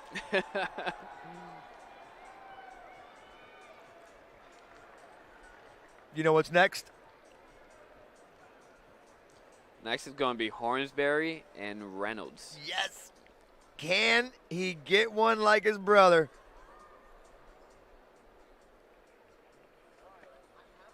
I can't wait to see the 150 matchup. 150, you got Shepard and Gibbs. Oh.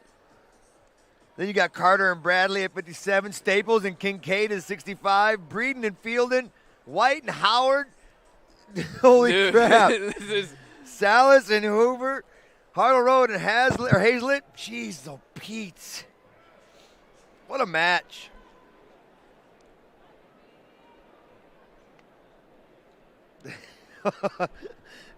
Man, really excited to see that. EC's 2 for 2 now. not just EC, but region boys in general. So amped from that. He is still kind of catching his breath and kind of handling his emotions right here. Young man, congratulations. It was a fantastic match that literally went down to the last second. What was it like sharing that spotlight with Tyler for 6 minutes? Tyler's a great kid. I've known him since middle school. His dad comments on my parents' Facebook. They wish each other happy birthdays, but I got the best freaking support system. I got my private coach over there.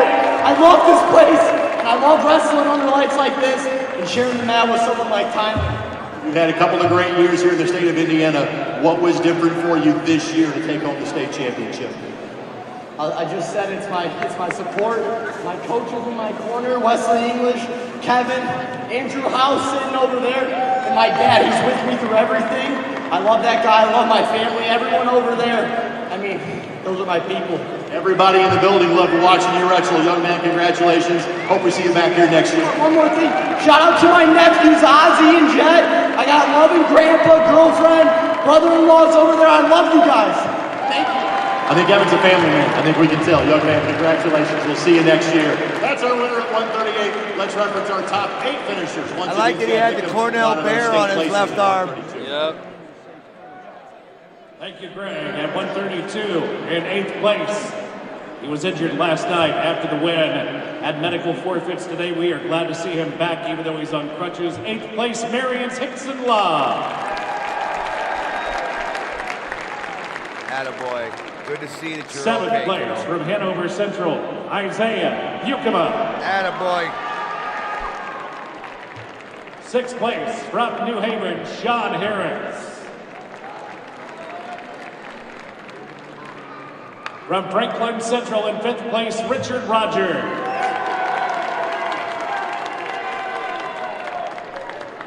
Fourth place from Rochester, the Zebras, Lane Horn. In 3rd place from Center Grove, Royce Malone.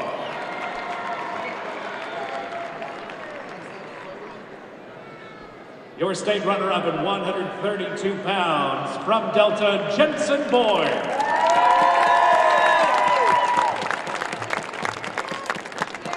And finishing the year at 41-3 for the senior from Avon, your state champion at 132 pounds, the Orioles, Nate Rio.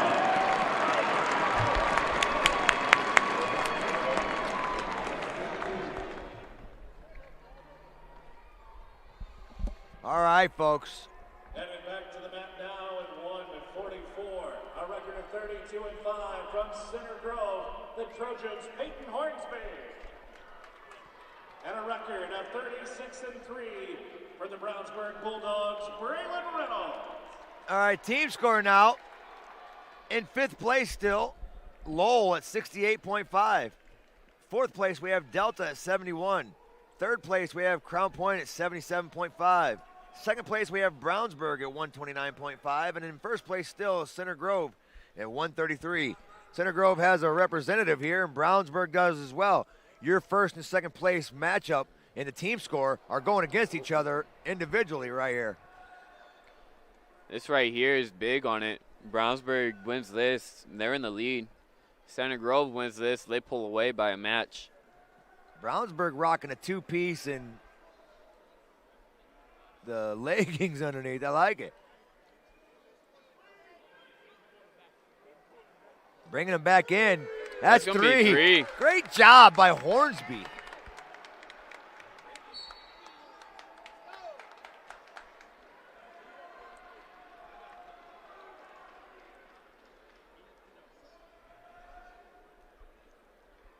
Braylon looks big for a 144. Or is it because TV adds 10 pounds? Think he got all day to be able to rehydrate and eat. Got to free that inside leg up.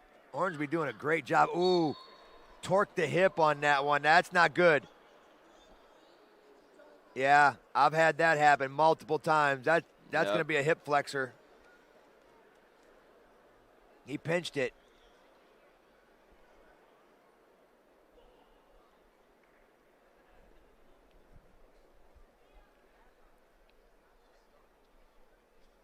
Yeah, that doesn't feel good. That does not. Hopefully he's okay. That left leg, some pop there. That was an instant. Even Hornsby let go of him like, oh. Instantly. Yeah, he jumped up yeah, off like, of it. What was that?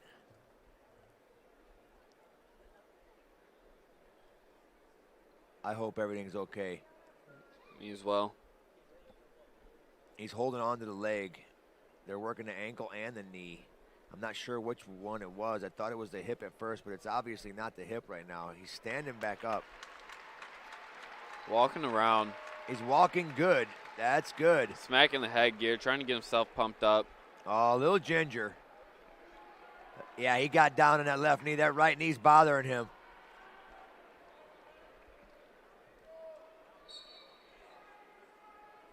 Into the quad pod stand up. Even when he quad potted, he kind of put that out kind of soft. Yes, he did. Now keeping it elevated. Keeping it off the mat.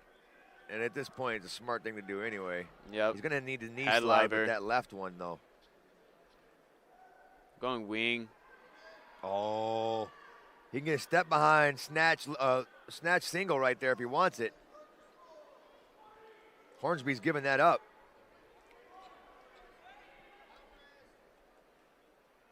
Sit out position for Reynolds.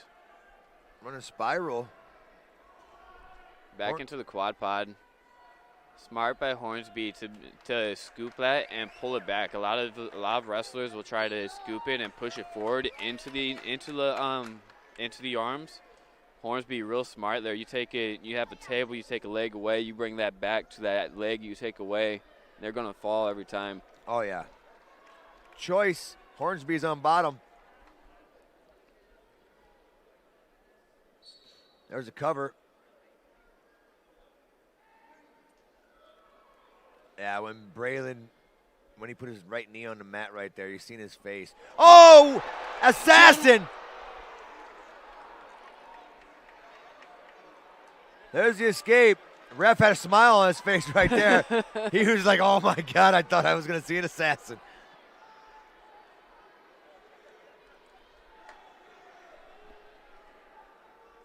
No points awarded there for Reynolds. They're going to call that a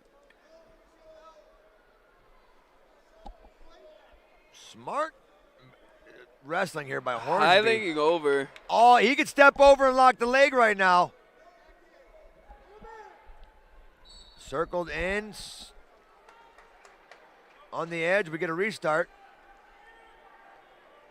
Still a little ginger on that leg.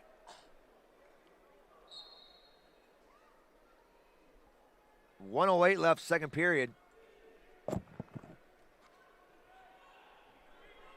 Real good hand fighting right now. Hornsby tries to drop in for a pick. Now digging 2-on-1.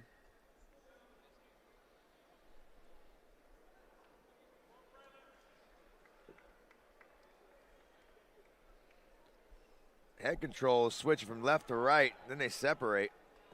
Finger tie on the left, finger tie on the right. Meat hook on the right by Reynolds. Arm drag by Reynolds. That's going to be 3. That's big points right there. Going to want to hold him down. 15 seconds left. He has choice in the third.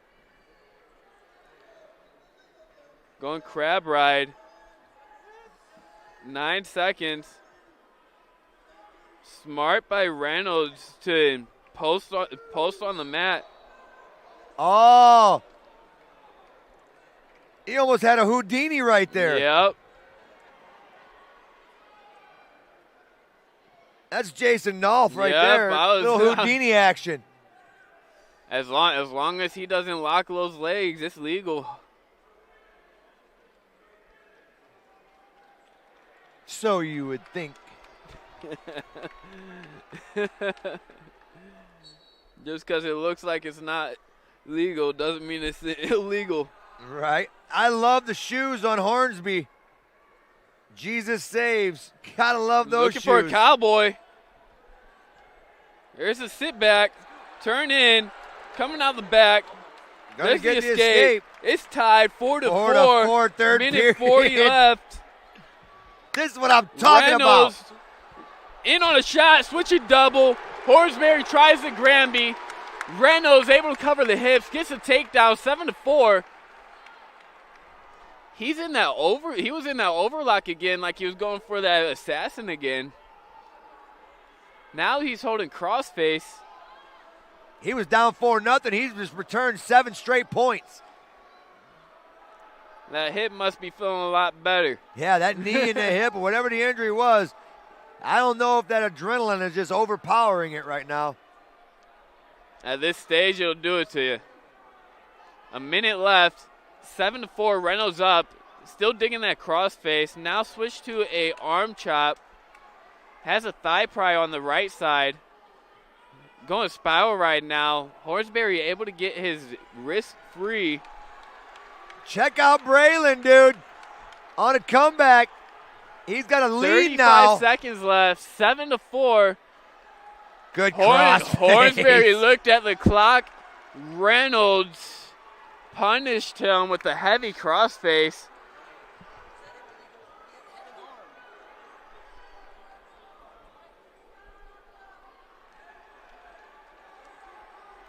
$15 seconds left. Braylon 10 Reynolds. seconds. 7 unanswered points. Coming back. Just like his brother.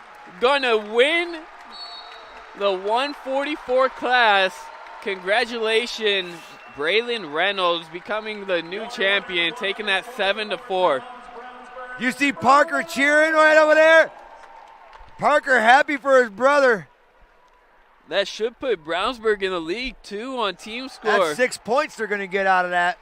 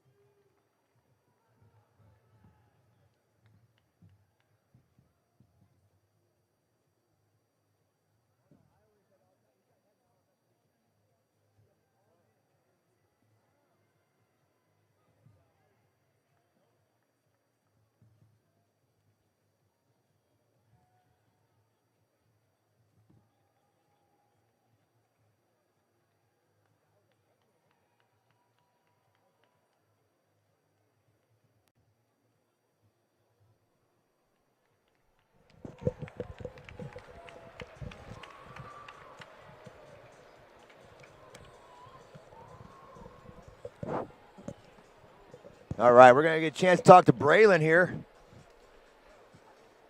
A chance to hear him talk. We've already heard Parker talk last year. Now we get a chance to hear Braylon. Parker did it at a weight class, one weight class higher at 150 last year. Last year at this weight class was Tommy Gibbs. Tommy's going to be wrestling next against Shep. And that one's going to be a barn burner. I seen a difference in demeanor for Gibbs when he came out. He was smiling all the time. And then when he's coming out with Shep, it seemed like he was turning the page on that one.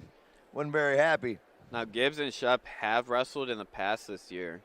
Shep took that by a tech fall, 20-4 in the third. You know, oftentimes when I do these interviews, sometimes I offer emotional support. Because of Braylon's ankle, I just offered him some physical support. He said he's okay. That was the scream that you left that we all heard in the arena. Victory helps. How's your ankle feeling? You know, it don't feel great, but God says to me with a lot of adversity recently. I've been sick as a dog all week, and there's no reason to have excuses. You come out here and you deal with it. You know, I think the saying is, first of all, we all are thankful to a higher power, but secondly, pain is temporary. Victory lasts forever. How did you come back in this one? You know, we talk about in the room that don't ever live to the occasion, live at the level of your training. So I know I've been through all the work I could possibly be through, doing morning practices. It doesn't matter. You show up and you show out. You had to wrestle the same competitor each of the last 3 weeks. What's it like having to wrestle against somebody that's so good and knowing your path to tournament went through him? Yeah, Peyton's a great kid. I have nothing but respect for him, but sometimes you just gotta go out there and do what you gotta do. Not worrying about what he's gonna do. You just gotta get up and go out there, get your stuff, and score points. You've got great coaching over here in your corner, but you made it a point to go see the Red family as soon as the match was over. Why was that important to you? You know, C-Red's been with me since day one. That's my second dad, the dad I never asked for, and I couldn't be happier and more grateful for him. Take your time. We can get you some crutches if you need to, but you got to get to that top step of the podium, young man. Job well done. Braylon Remington, he's the winner at 144 for Brownsburg. And oh, by the way, the Bulldogs are a half point in front in our team race, but it's not over yet. Let's recognize our top 8 finishers of 138. Again, here's Chad Nichols. This is a close match. Thank you, Greg. At 138 in 8th position. From Franklin Central, Colt Goodman. 7th place, Homestead's Hunter Douglas. 6th place from Warren Central, Donald Bowie. No relation to David. 5th place from Switzerland County, Peyton Richards. 4th place from Brownsburg, Landon Haynes. 3rd place, Avon's Mason Gales. Your state runner-up at 138 pounds from Newcastle, Tylen Thrive.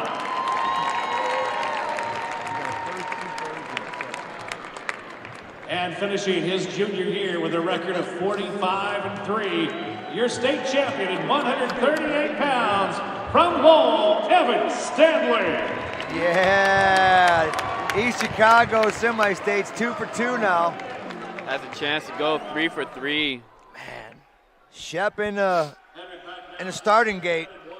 3 for 3 for region boys if Shep can pull this How'd it off. feel in the corner, Kevin? We thought you were trying to be incognito by taking your hat off. Yeah. Your hat off. Maybe they wouldn't notice you. Your Clark Kent glasses on. It got a little hot down there.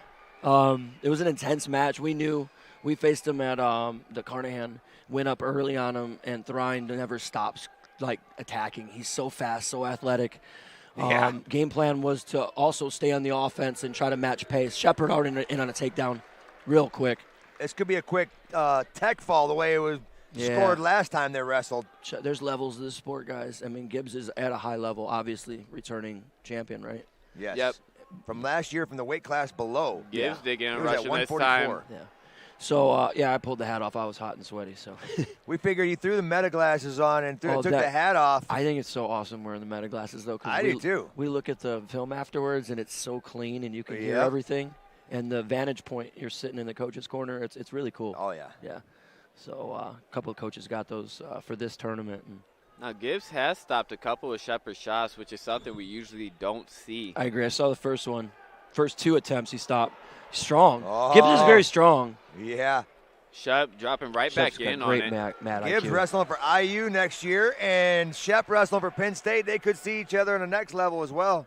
Oh, man. How many guys going to Purdue, IU, Cornell? I mean, Indiana again. So awesome. Freeman going to Cornell, Stanley going to Cornell. You got Shep going to Penn State. You got about Rio 5 going or to 6 Purdue. going to IU and Purdue. Oh, yeah.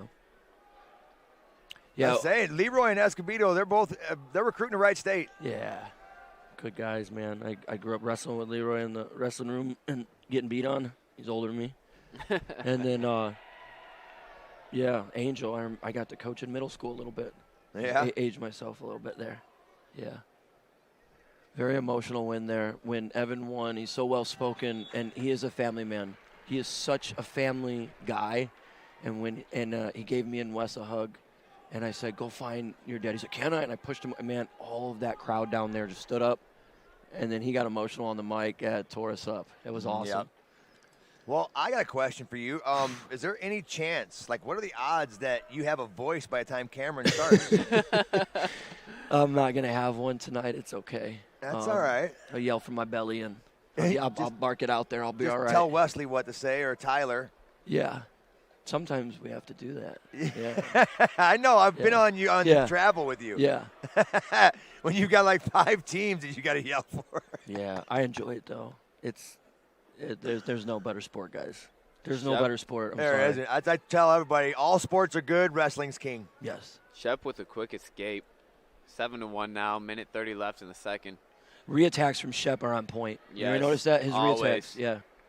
That's what a lot of his takedowns are coming from. Either it's a fake to the opposite direction, or it's a reattack. Yeah, he's very good with the head defense, hand down block, and reattack. Yep. I had Shepard in the camp one time, man. Someone took his phone. Really? He was a little kid, though. He wasn't a big old, accomplished yet. But, man, I was so mad. We found it, thank God. But, man, it was a debacle. I wonder if he remembers that. Well, I tell you what, the Carnahan sure does bring these types of matches for the state finals into Crown Point, doesn't it? Carnahan, Al Smith. We've talked earlier today about the depth. Man, it's pretty cool. Carnahan and Al Smith are amazing competition. What were you guys saying? 165, right? Almost all the placers at Al Smith are out here medalists. Yep. So cool. We have 69 losses and 1,073 wins with the field. You guys figured that out. That's cool. 93.5%. I did the math on it. So we're winning, right, by team points. Northwest Indiana's winning. Is that what you're saying? The region? My goodness. The region. I love it. But yes, for all the finalists, 1,073 wins combined.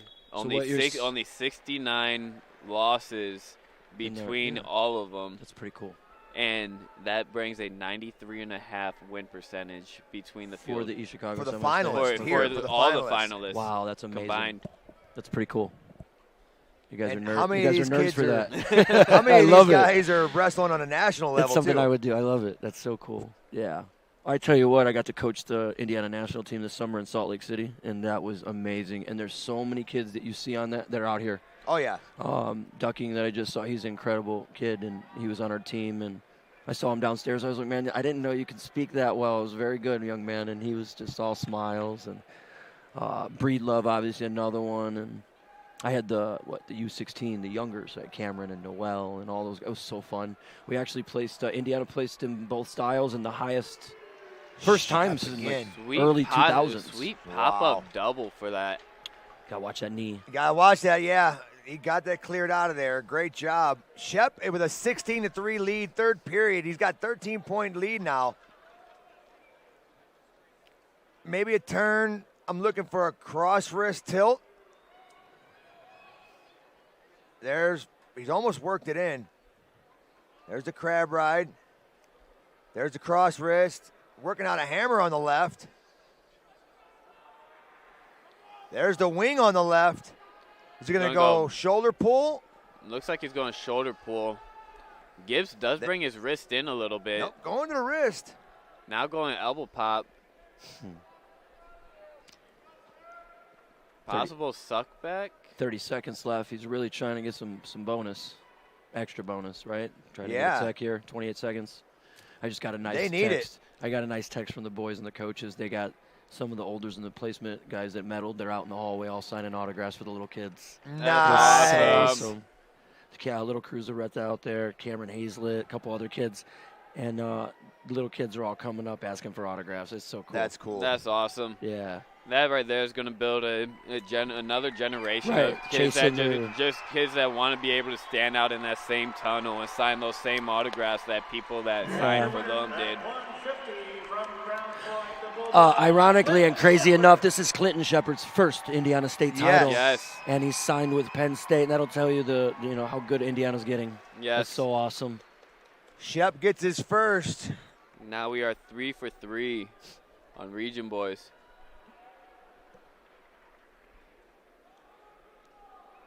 Good matchup coming up again. Everything from now on is such a great match. Yes. Trying to think of the most fireworks match. I don't know, man. Evans' match was so scary. I was in it though, so I say Stanley. That was close. Yep. Yeah, it was a great match. 9-8. Stanley, you got Oretta with some big moves. Yeah, no, finals. Finals? Yeah, finals. I'm just trying to think of the best match. Probably the scariest, right? Closest nail biter. Yeah. Well, Rio and Boyd.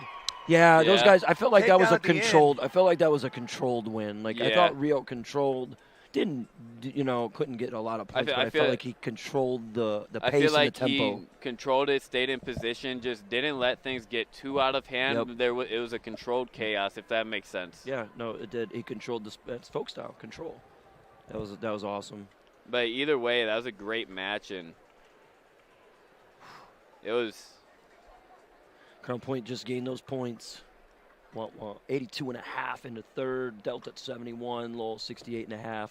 So it's a Brownsburg, Center Grove, and 3 teams chasing down for third. 4 teams, 5 teams really.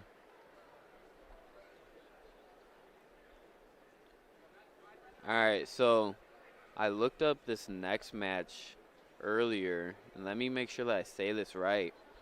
Lincoln Carter's only loss this season is against Jackson Bradley. Really? Yes. What was the score? It was a 4-3 decision last week. Really? Yeah, definitely being here last year and watching.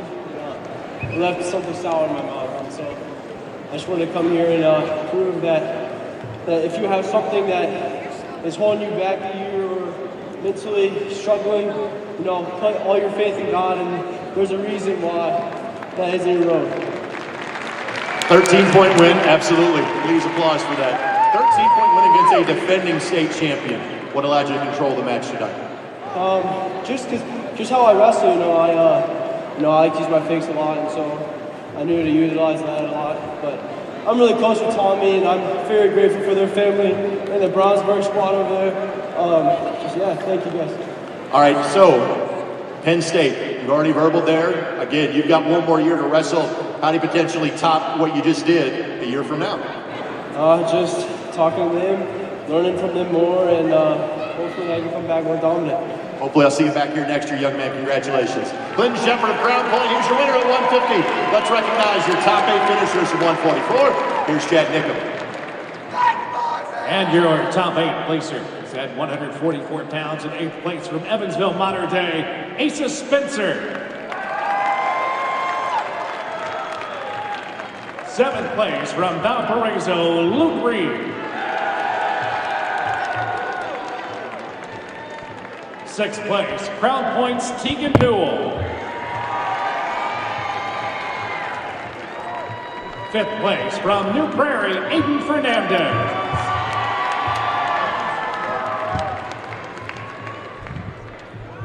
Fourth place, Delta's Sam Mosier.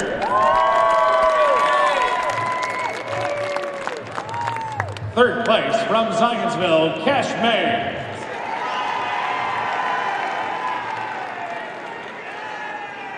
Your state runner-up at 144 from Center Grove, Peyton Hornsby. And your 144-pound state champion, a record in the year 40-3 for the junior from Brownsburg, Braylon Reynolds. All right, we're getting ready to be underway. Lincoln Carter, Jackson Bradley. Like I said, Lincoln Carter's only loss this season was against Jackson Bradley. Is a 4-3 loss last week at semi-state. The gentleman behind us told us earlier that was a really good match too. I won't be surprised if we get that again.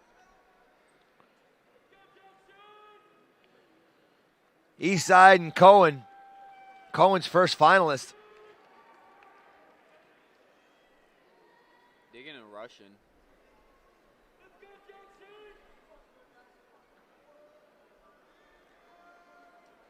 Two-on-one backside attempt. Not happening. Refs telling Bradley to center. Excuse me, Carter. Weird seeing the red bands on the green singlet. Yeah. They had that for the Stanley match. They had Ryan in red and Stanley in green. 50-1, 42-1, 92 wins, 2 losses in this match. That's crazy. That's like a career record, and it's just 2 kids. Yes. In 1 year.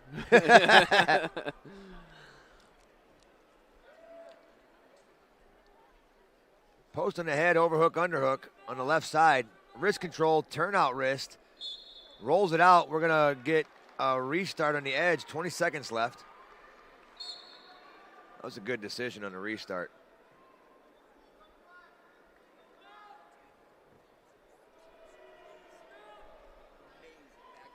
Dude, yeah. Kevin was just telling me he loved the bagpipes earlier. Having that was a really cool addition. Kind of goosebumpy-ish, if that's even a word. Red choice. Red chooses. Red defers. Bottom. Red. Green chooses bottom. Now this already is closer than last week. I'm looking at the score sheet from last week. In the first period, Bradley got a takedown last week. So they have made adjustments already. There's the escape. First period last week, both men were also hit with stalling. No points in the second. Or excuse me, 1 point in the second last week. I'm sure it was an escape. It was to Bradley. There was his 4 points. Underhook on the right, overhook on the right. Post on the left. Carter trying to keep that arm back.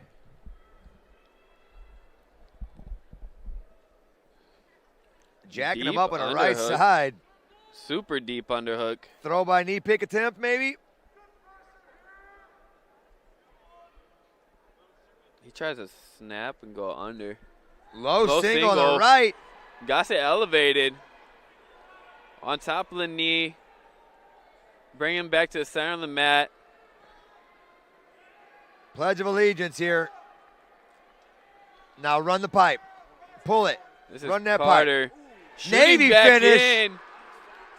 That was explosive right there. That was explosive there. Shooting back in for that Navy finish. Securing the opposite leg.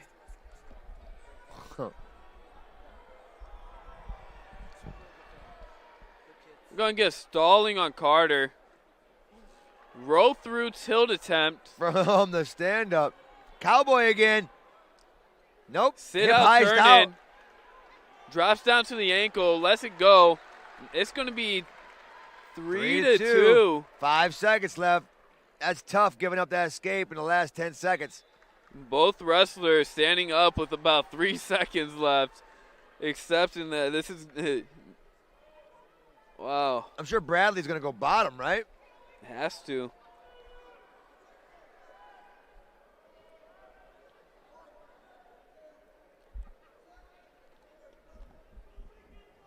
Carter goes bottom.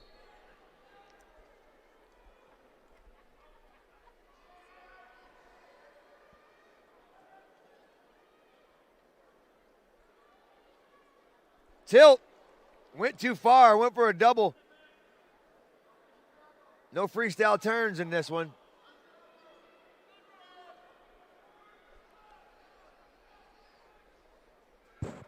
If Carter can lock up that wrist, he's got to slow down that roll. And he will get the point, and he's got to Standing pinch up, his hips. Looking. There's the escape. That's going to be 4 to 2. Minute 15 left. Shot. Snap. Carter in. That's deep. Switching. Turns the corners, Bradley Carter. turning. Trying to hook that ankle, couldn't do it. Bradley still holding on to that near side ankle. They're going to stand him up.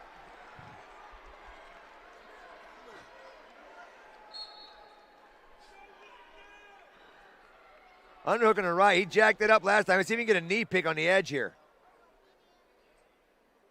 He's got to roll that wrist out when he does it. Or pan that wrist, the elbow on the inside. Looking for an inside trip. Going to a knee pick. Bradley's starting to push the pace. Steering him. 30 seconds left.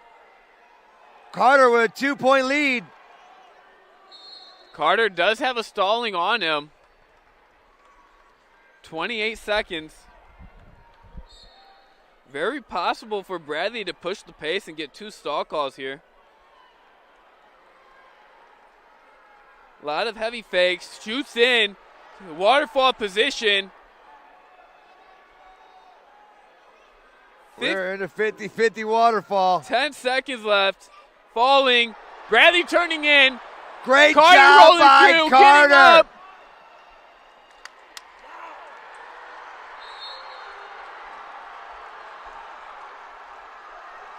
Cohen Gonna spiked their spike headgear. it. Got First to be- state champion, their first finalist, they're 100%.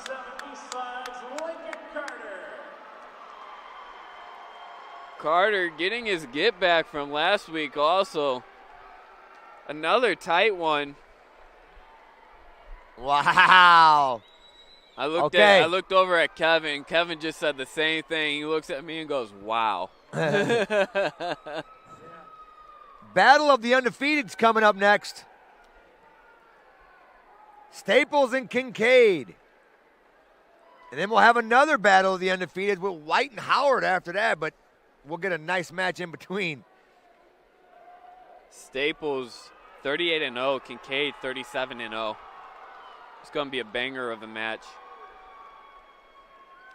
Speaking banger of a match, that was the 276th match of the day. Good job, Zach. You got your first 1,000 matches called in 2 days. Aw, thank you. You're Good so job, sweet. buddy. You're so sweet. I didn't think you had it in you, but obviously you did. You're welcome. It's tough. It is, but it's fun. 276 matches, and it don't feel like it. 1,000 matches throughout the tournament, and it don't feel like it. He's lying. It does. Maybe to that old guy. I'm young and energized. I'm not. We know. Not even close. Not even close. Man, I do love watching wrestling, though. Spiked it, liked it. Now he's got a chip. That's the best Gronk spike I've seen since Gronk. You guys wrestled last week at Fort Wayne. He got you by a point in that one. You got it this time around. What changed from last Saturday for you? I mean, when you go into a tournament like Sunday State, now that I've been challenged a whole lot, it's easy to get complacent and just wrestle like you're better than everyone. Maybe you are, but you can't always wrestle like it. You got to be able to get gritty, and I just wasn't able to do that. So I came here with a chip on my shoulder. I just want to show everyone I am the best. I had a chance to broadcast other Eastside teams playing in a state championship, but you are the first Eastside wrestler to win a state championship. What does that mean for you? It means the world. My community, my family, my coaches, my teammates, all of them. I couldn't ask for any better. And to be able to give this to them as a small thank you, it just means the world to me. You are wearing a state championship shirt from 6 years ago. So tell me who you're honoring with your t-shirt. When I was a freshman, one of our assistant coaches, Lane Burns, unfortunately passed away, and he meant a lot to his community, to our community, and I want to be where I am without him. So it just felt right to wear this today and honor him. I love the fact that you did that, young man. Congratulations. And one more thing for Lincoln. Go ahead. Winning a state championship is cool, but the coolest thing I've ever done is giving my life to Jesus Christ, my Lord and Savior. He loves you, and you can't outsing His grace. He wants to have a relationship with you. Thank you so much, young man. Best of luck to you. Lincoln Kirkner, winner from Eastside. Let's recognize our top 8 finishers at 150. Spread the word. Thank you, Greg. At 150 in 8th place from Cowan, Ashton Coney. 7th place at 150 from Columbus East, Caleb Kirkpatrick. Kirkpatrick. 6th place from Angola, Dallas Davidson.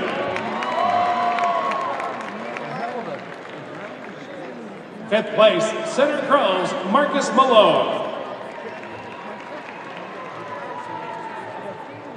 4th place from Adams Central, Dylan Aw.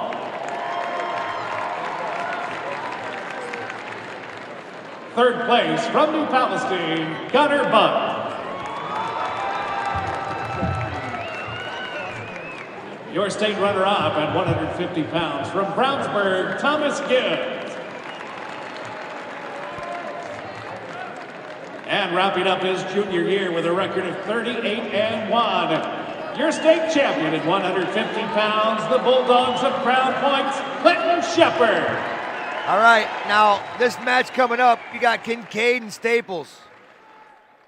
Staples is, I think, in my opinion, the most impressive wrestler I've watched this year. It'd be a close one with Stanley. They've both been equally as impressive. I'm excited to see this matchup. If I remember right, they announced Staples as a career 80-0. Yes. Undefeated champ, 40-0 last year, and now he's 40-0 this year. It could be a 41. One up himself from last year. Kincaid really long. I worry about that when it comes to the Staples snap, because his snap go behind is really good. When you're long, yes, he gets back there quick, man. Real heavy on the head already.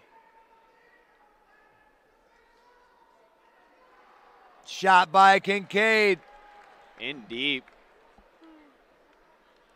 Doing a good job, Staples. Feeding the hips. Doing the knee block. Knee block with the left side, lifting with the right side. Doing just how I was explaining earlier. Textbook right there, guys. Yep. Basic wrestling.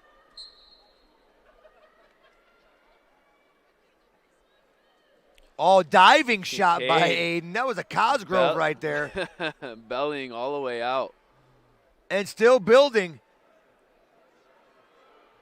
Very few guys are able to do that and still be in good position. Caden obviously is one of those. Or Kincaid. Over under. Staples go behind. I told you his go behind is really good, yes, dude.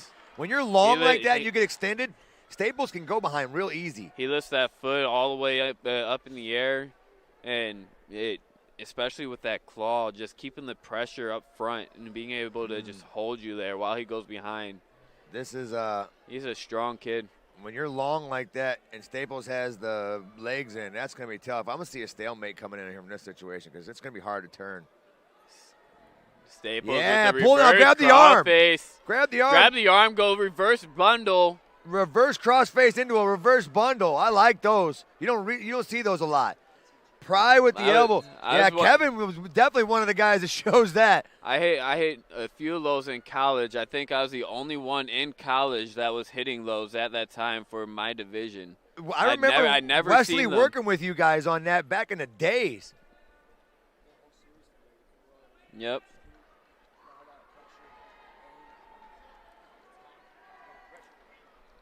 "3-0 start off the second period. Staples looking to extend it to 4. Kincaid with a chop going crossface. Now, Kincaid, I'm telling you. Kincaid just got his get back on for that reverse He's got long crossface. arms. He can pull a cradle off from anywhere.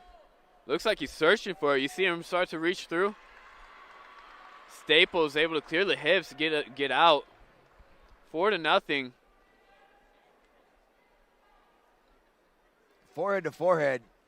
Go behind Go by behind Staples. again. I was trying to So tell you guys, quick with his it. go behind is so good. When you're long, it's tough to even mess. Staples with a smile on his face, feeling good. Optional start.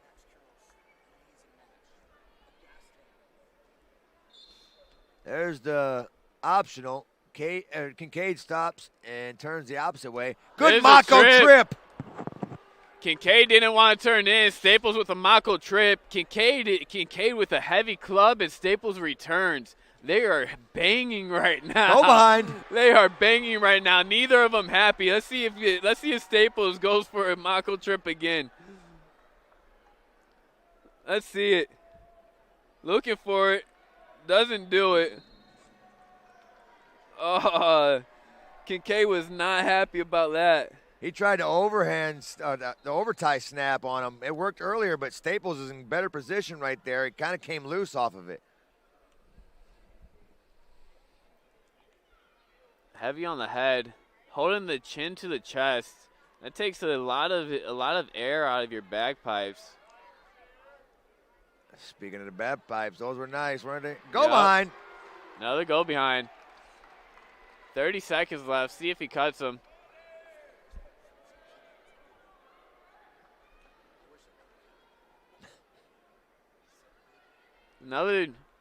Another cut. It's going to be 15-3. 20 seconds left. See if he can get it before the period ends.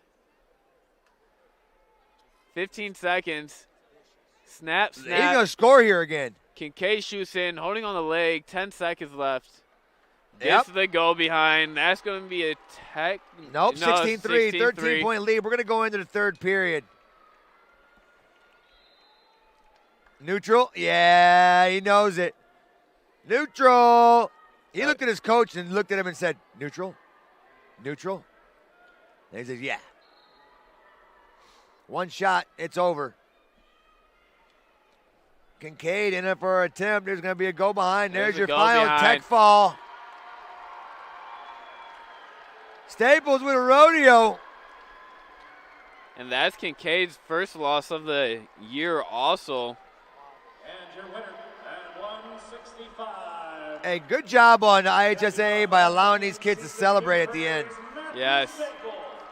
Thank you.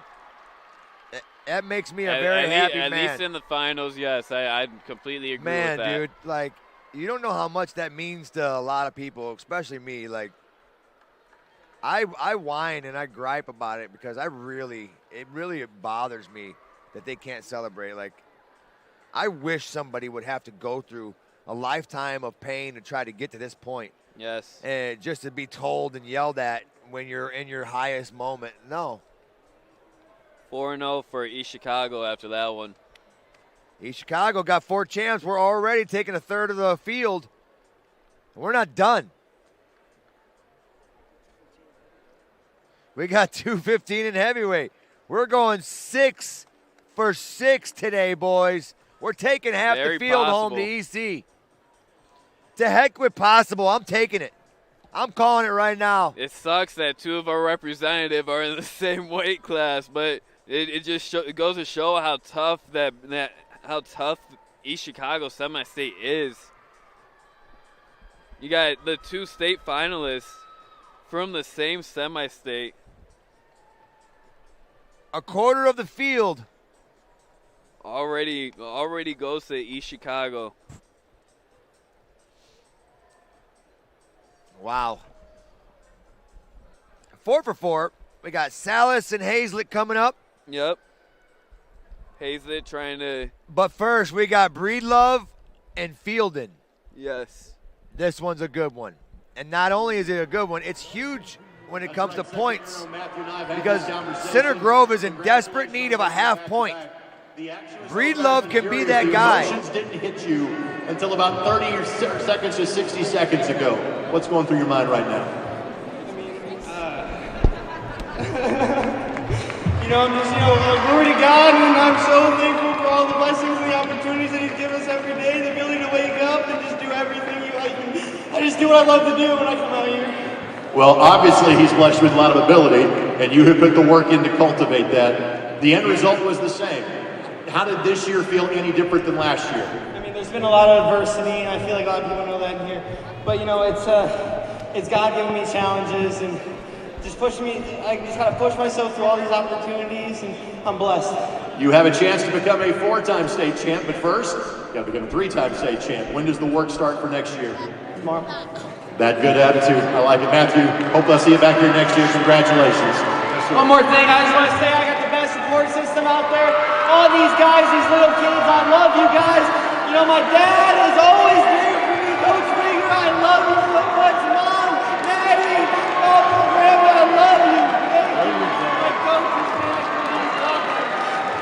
Matthew Staples, everybody, showing some emotions. He's earned it. Given the performance he put on this year, Matthew, congratulations. Let's all right. To our last weight class. So Zach and I were just talking while he was going through that. And this match here with Breedlove, there's no more Brownsburg or Center Grove wrestlers for the rest of the day. This is the last wrestler. This match right here decides the team championship. And then for 4th place, Delta doesn't have another wrestler after this. So Hazlett. Lowell has a chance to take 4th place. 5th place from New Prairie. All right. We can get 2 of the East Chicago teams in the top 4. That's nice. And New Prairie's in 6 right now, so 3 of the top 6 were from East Chicago. I'm just going to go out and say it, too. East Chicago had the most dominant team this year so far. I agree. Your state runner-up at 157 from Cowan, Jackson Bradley.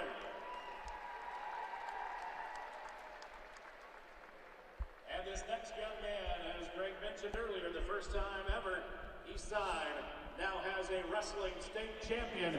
51-1, the final record for the senior, Lincoln Carter, your 157-pound state champion. There was going to be a first no matter what in that match, with Cohen having their first wrestler there and Eastside having their first wrestler there. They were going to get a first. All right, Breedlove. Your win is going to dictate whether, or your loss is going to dictate whether or not your team wins. Breedlove has been on a tear. No pressure. You got Carter Fielden, though. That's a tough one. Sean Breedlove is 37-0. If he can keep that 0 intact, he's going to give his team a team championship.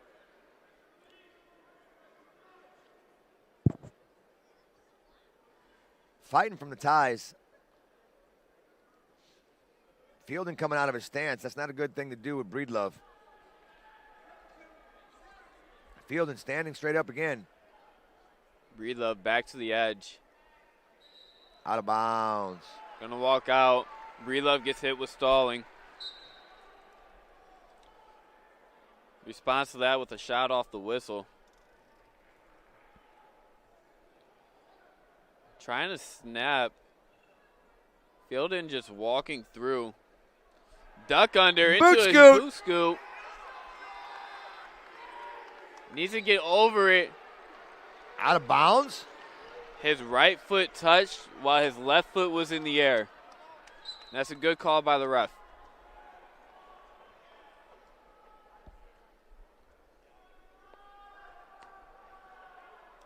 Slide by attempt. Not happening. Breedlove in on a shot.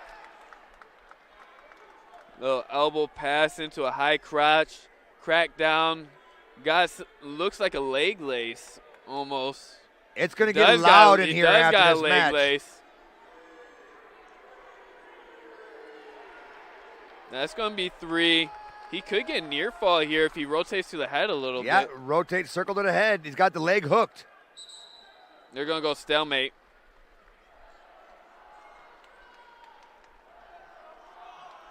They weren't improving. They were not.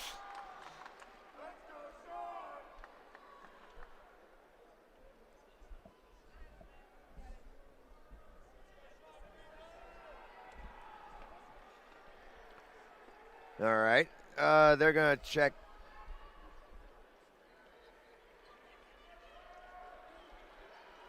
He's going to give him a 1-point escape. 28 seconds left. Must feel confident to be able to get back in there.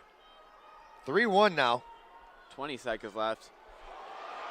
Fielding with a chest lock. wrap. No points yet. Trying to Breedlove turn hanging him. on. There's 3. Goes behind. I ain't gonna Now lie, this 4 to place is 3. gonna explode after this match because the Brownsburg fans are gonna go crazy if he loses, and the Center Grove fans are gonna go Yes. crazy if he wins.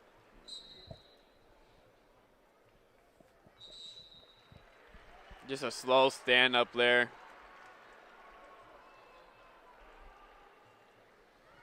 4 to 3 going into the second.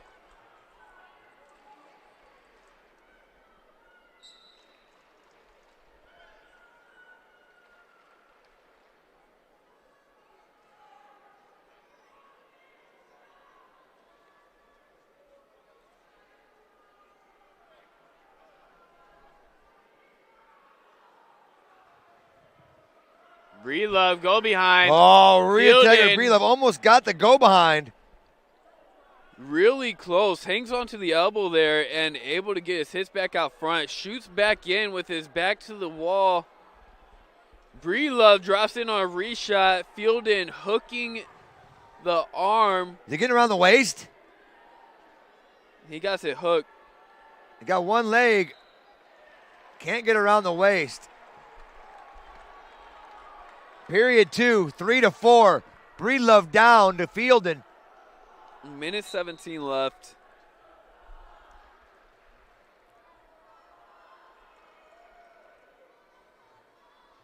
Breedlove walking back again. He does have a stall call on him. A stall call against him would put Fielding up 2. Shot by Fielding. Dump. Overhooked by Breedlove, underhooked by Fielding.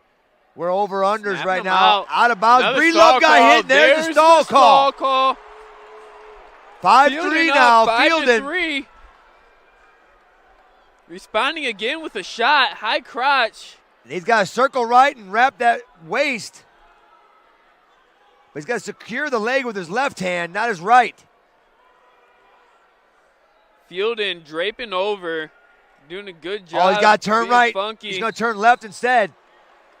Out of turn right on that one. Yep. Turn right, reach back for a crossface and peeled his face back to California.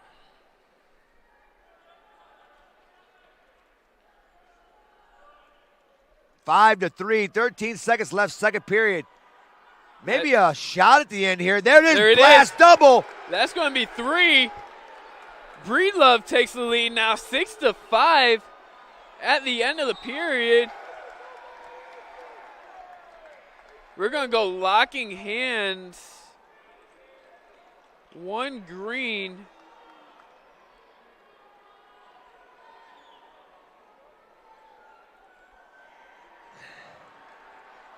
There's I one. believe that All was- right, we're tied. What was that lock? He did not call locking hands. He does get the escape. 6 to 6 though. Shot by Breedlove. Breedlove back in. Hooking the leg. Still no points. Not around the waist yet. Fielding doing a good job at keeping that knee up, not letting Breedlove secure the waist. Still no score. No points. What he needs to do, Breedlove needs to put that left hand around the waist, and he'll get the point.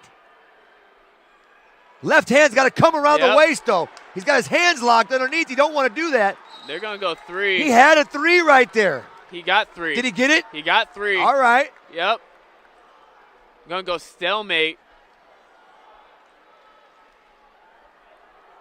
1:23 left. Fielding's got to pop up here. Heavy arm chops. Fielding head on the mat.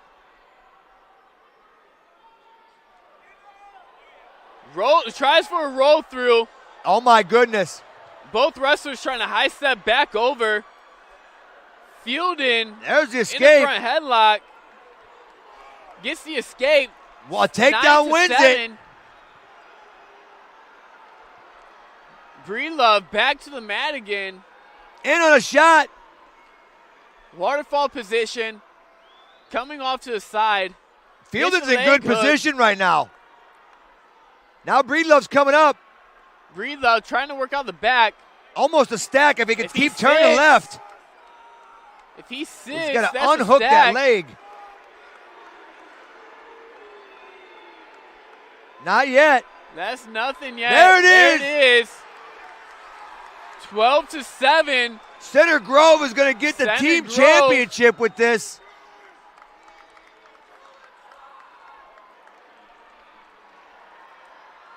Cheers starting to come. 7 seconds. 6 seconds. 3, 2, 1. Last time. Be careful with the celebration and throwing anything right now. You just got the team championship. You're only half a point ahead. Or, excuse me. Behind. And now they're going to be ahead. Correct. By a regular decision, that should put them up 2.5 or 3.5. 2.5. We'll see.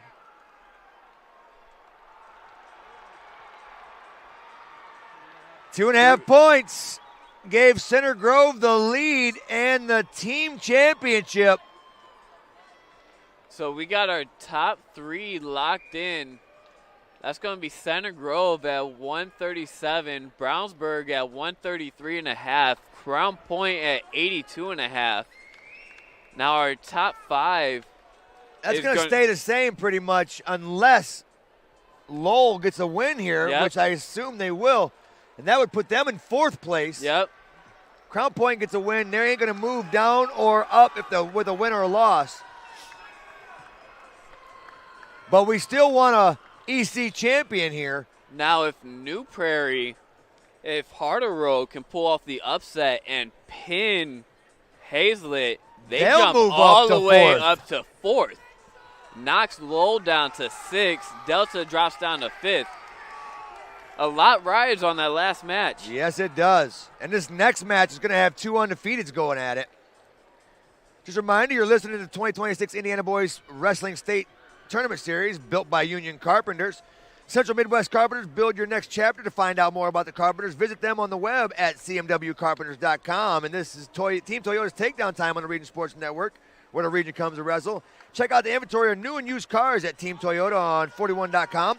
Find your next Toyota on your own terms. Visit SmartPath at teamtoyota.com. And Mayor Pete Land and the Crown Point Pace Department are proud to support Crown Point athletes and say go Bulldogs. Crown Point remains dedicated to preserving history and celebrating everyday life, providing the best in-city services and encouraging smart growth. Enjoy open skating and Timothy Grish Ice Rink at Bulldog Park through February, weather permitting.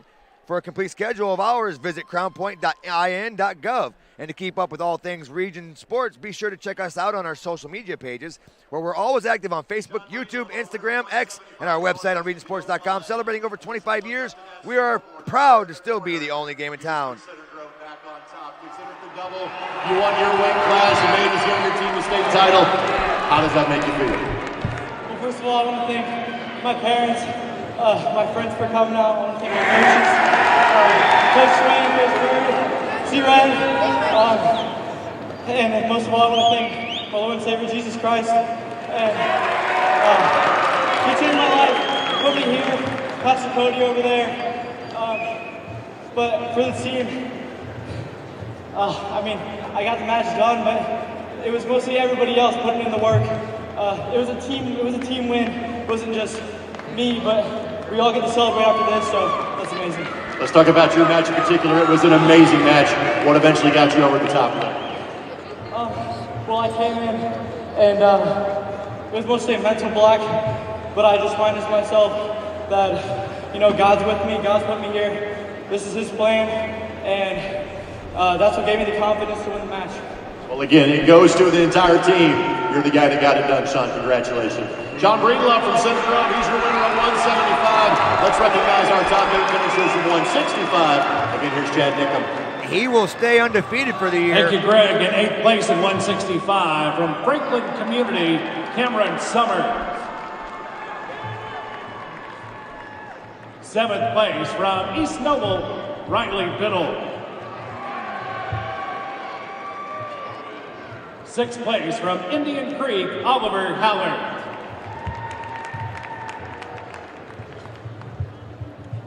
5th place from Adams Central, Brayson Sorgen. 4th place from Evansville Modern Day, Camden Bowman.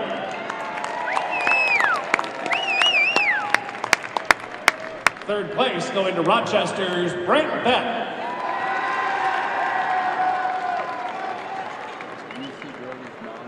Your 165-pound state runner-up from Noblesville, Aiden Kincaid. And finishing off sophomore year undefeated at 39-0, your 165-pound state champion from New Prairie, Matthew Staple.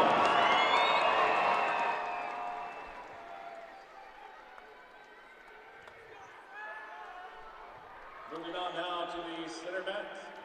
Now here we go. We got Michael White, a 46-0 senior from Lawrence North, and Sam Howard, a 50-0 junior from Boonville. Undefeated, a lot of wins in this match.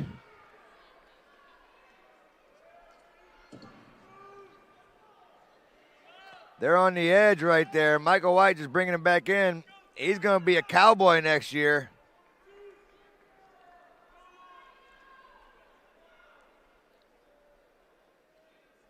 Okie State boy. Blast double straight through. White pushes him off. Gonna give him the cut. 3-1. Minute 13 left. 96 wins in this match, 0 losses. Ridiculous. Let me stat. repeat that. 96 wins, 0 losses. That's insane.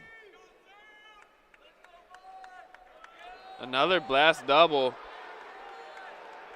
JB would be proud of these too. These are perfectly set up, perfectly executed. Locking up the cradle now.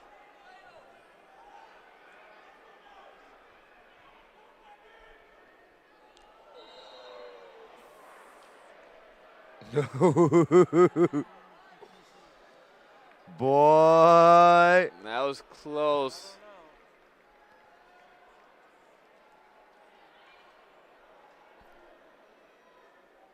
I want to see that cradle attempt on the big screen.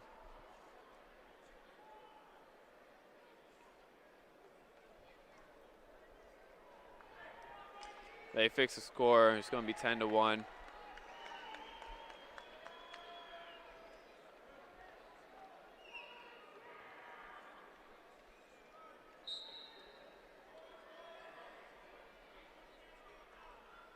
.33 seconds left. Heavy ride now. Going near wrist tilt. Suck back.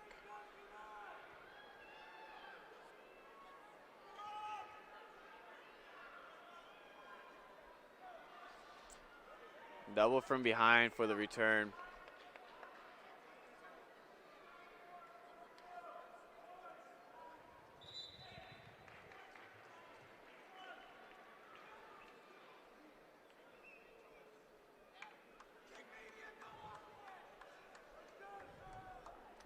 Defer. He's Howard. choosing neutral. Howard going to defer. White chooses neutral.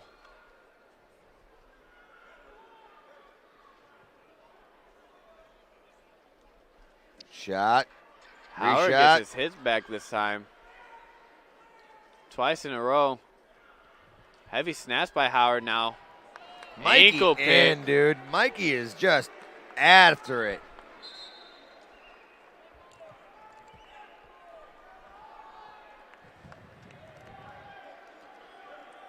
Well, the iPad died. I'm on iPad number 2 now. This one's a little bit smaller.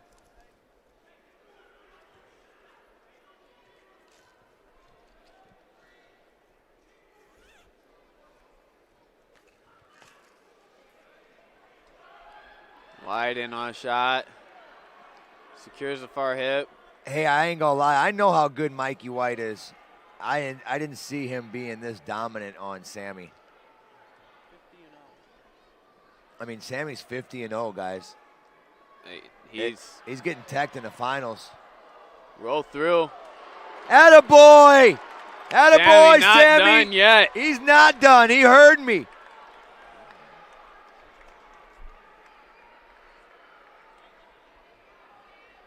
Mikey hasn't started sweating yet.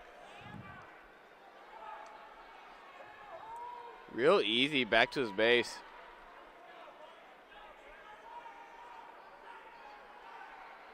See if we get an escape. We saw him work top and neutral.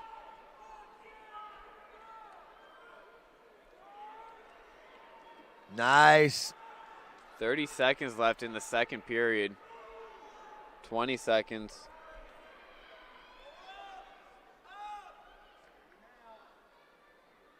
$14 seconds. 10-point lead for Mikey White.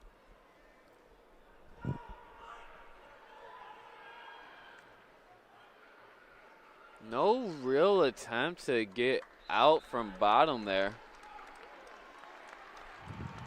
He did have a lot of offense. Might have just used that 30 seconds to take a break. We'll see here. Howard goes bottom. Mikey looking to cover right, or is he giving him the escape? Giving him the escape. Mikey likes working from his feet. 16-7 now.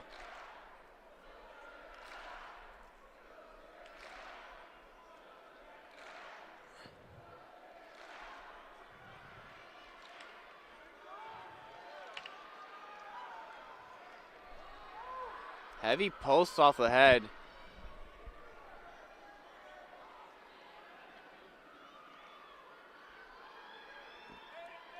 That's what we call a smart stall there. He's controlling the center, keeping the distance, taking shots far out and backing out so that you're showing activity. You're not really doing much, but you see this a lot in college with wrestlers that have big leads. Sammy with another one. That's going to be 10-16 now. He's going to give him the escape, 17. Attaboy, Sammy. Go after it. Go after it, kiddo. I want to see an OT. On the dot. He could get it. He puts him straight to the back. Oh. Heavy snap by Howard. But White comes in on a double afterwards. Howard looked at him like he was shocked White went like that. Bounced out of it, didn't even get credit for the double.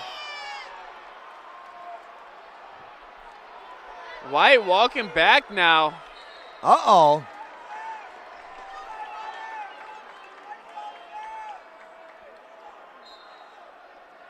$32. 30 seconds left. Howard pushing pace. Gets the 3. 17-13. Attaboy, Sammy! You say cut him, try to get a quick one. You're going to need 2. He does. 18-13, 17 seconds. There's the ankle. Doesn't get it. There's the stall, right? Finally gets it. Headlock. Finally Into the gets match. the headlock, or the stall. Took about 6, 7, 8 seconds longer than the crowd was calling for. Hey, they shouldn't be booing this. He's just doing what he could to get a win here.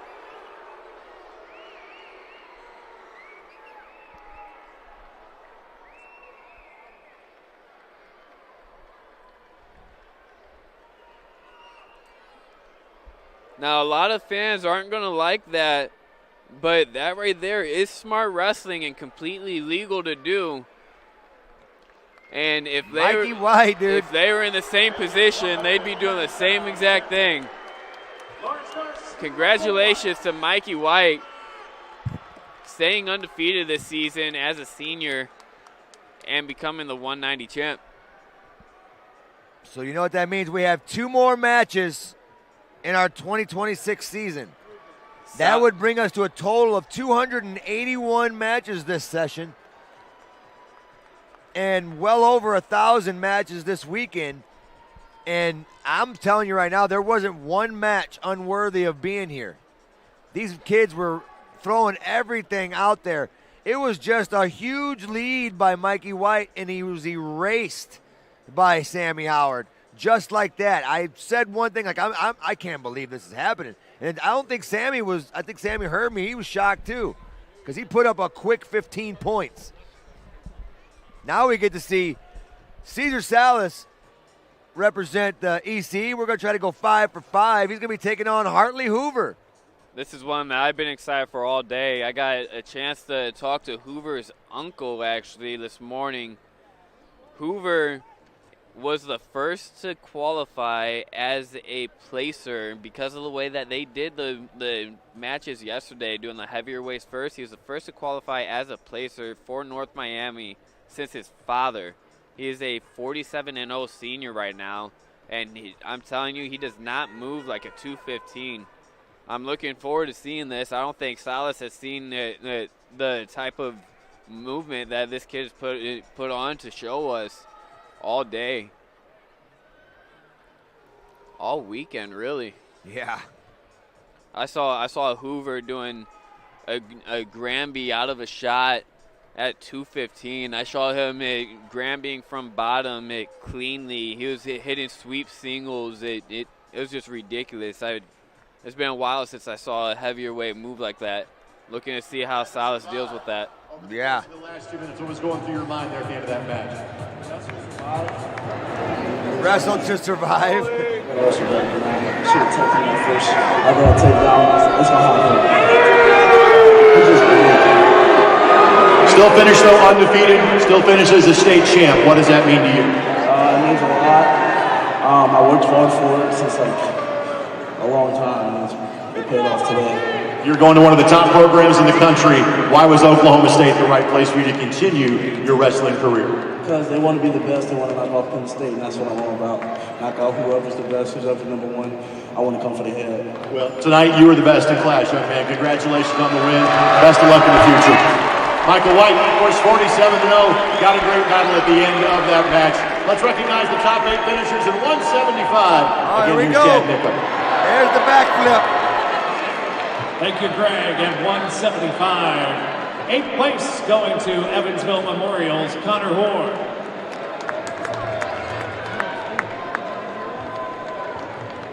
7th place, Rossville's Jacob Cole.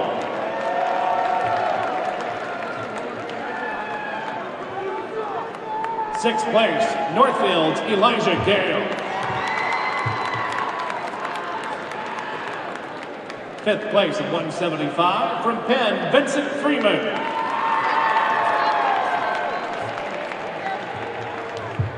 4th place, Crown Points, Griffin Van Kitchell.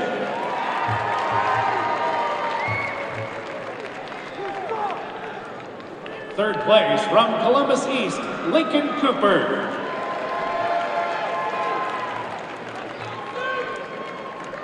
'Your state runner-up at 175 pounds from Garrett, the Railroaders, Carter Fielder.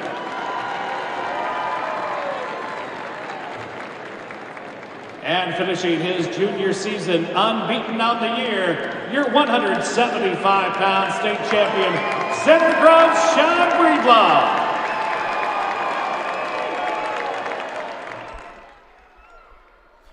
All right, our 215-pound 2026 championship underway here.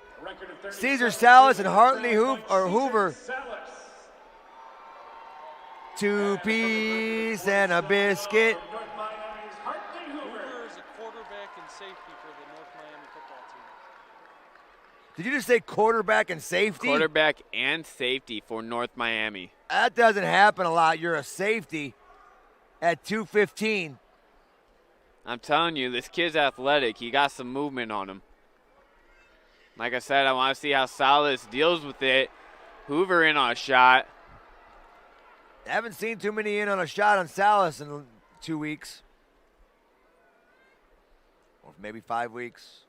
Or 16. Or all season.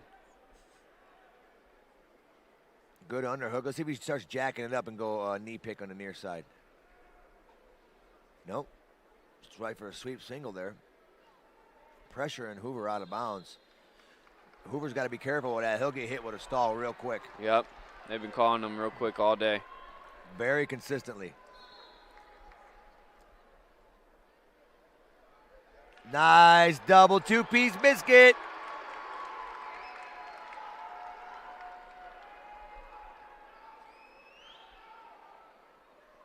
Oh, there's the wrist working out again.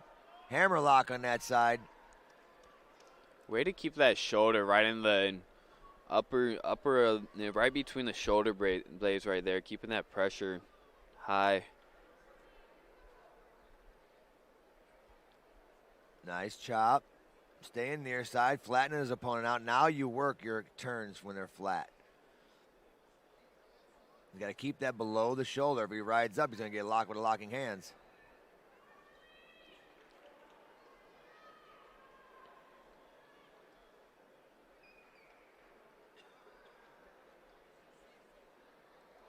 Yeah, let go of my hand. End of the period. There you go. That's what we like to see in wrestling right there. I mean, that's normal. It really is. That's a lot of stuff. It happens almost every 15 minutes in practice. The only difference is this is on the big screen at the state finals. Yep. He's just trying to get his hand free. Sometimes the forearm ends up on the back of the cerebellum. There's the escape. Quick stand up.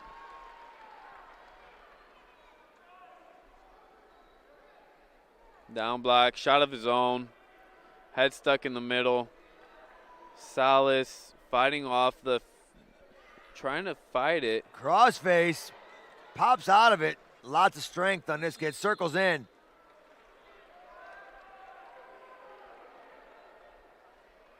Hey, attaboy. Keeping him on his toes. Salas was looking at the clock. Nice shot by Hoover. Good hips by Salas. Working jackknifing that ankle. Elbow pry on the left side. Trying to pop that elbow up. He's on the wrist. He wants to get towards the elbow. Head to the side. Go behind by Salas. Trying to lock that leg is Hoover. Salas going to get there. And there it is. Getting behind. When was the last time we saw Salas wrestle mostly defensive off of shots? Fargo? That's the last time that I could think of. Like I said, I wanted to see how Salas would deal with Hoover's athleticism and his offensive pace, and Salas has done nothing but that. He's dealt with it. Hoover 47-0, Salas 38-2.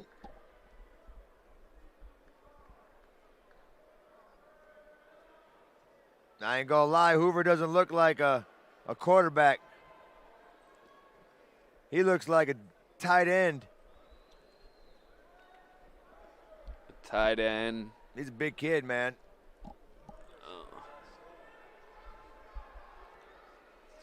Wasn't this the kid that's all state in 4 different things? He's all state in 4 different sports. That's what they said in the commentary in the beginning. Was it him? Yeah.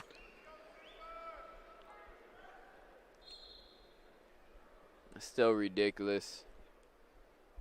Quarterback and safety. I like it. And in the state finals for wrestling. I've seen defensive end and quarterback in football before, which is very odd. You get a guy in the trenches and then a guy you want to keep out of the trenches and keep from getting hit, and he just plays them both at a high level.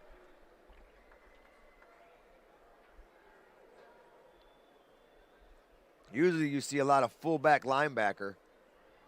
Yeah. And Salas and Hoover both look like they can play both of those. 1:42 left in the third period. This is your 215-pound 2026 state championship.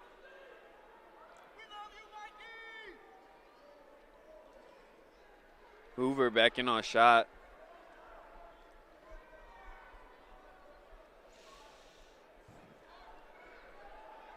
He's in pretty good on that knee on Salas, but Salas is prying that hand right there, keeping the chest on top. Ankle back, the foot back.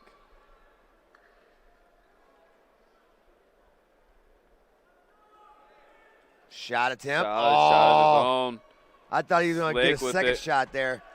Salas with a quick glance at the clock knows he's up by one big move. Hoover's got to pull something out if he wants to get this.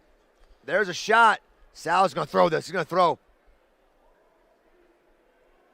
If he would have jacked that up, I thought we were seeing a drop. I think Hoover stopped Nice. his forward pressure right when Salas was about to jack it up. 36 seconds left.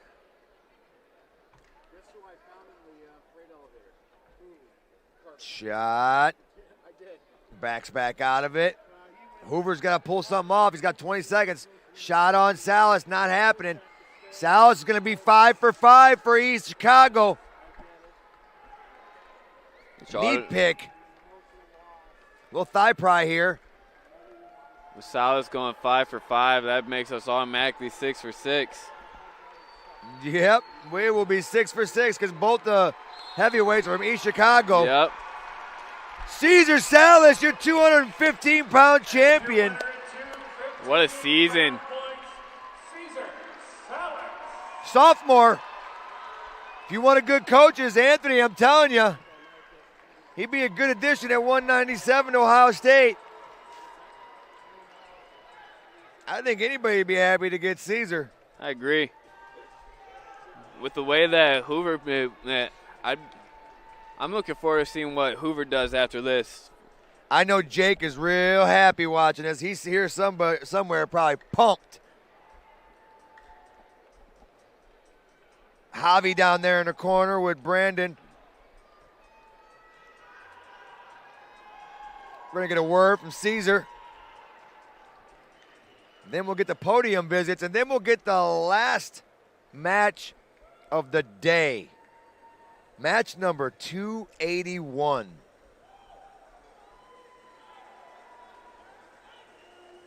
Now we saw this match. Let the interview with Caesar go on first. And then I'll talk a little bit.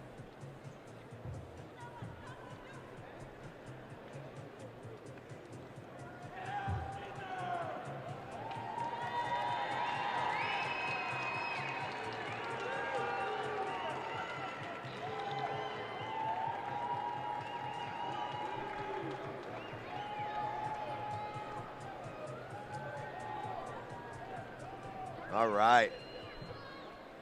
We got some team scores that are still the same. Center Grove still your champ.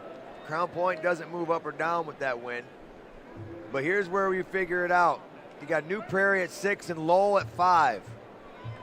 Lowell at 68.5 and New Prairie at 68. Winner of this is going to get fourth place. Maybe juniors.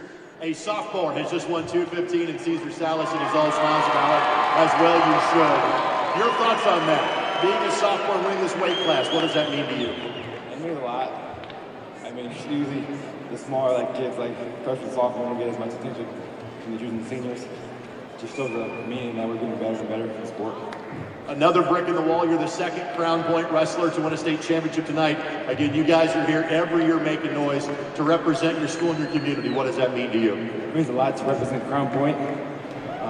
Can't wait to go home and celebrate. You know what I mean? You got 7 points to win, and frankly, you got 1 or 11. That doesn't matter. But you pitched a shutout. Tell me about your defense. How you're able to lock down tonight's match. I don't know. I don't want to be cocky, but just in practice every day, going with all the bigger guys, all the real heavyweights, shooting, practicing every day, working on the hips. But I'll say it for you.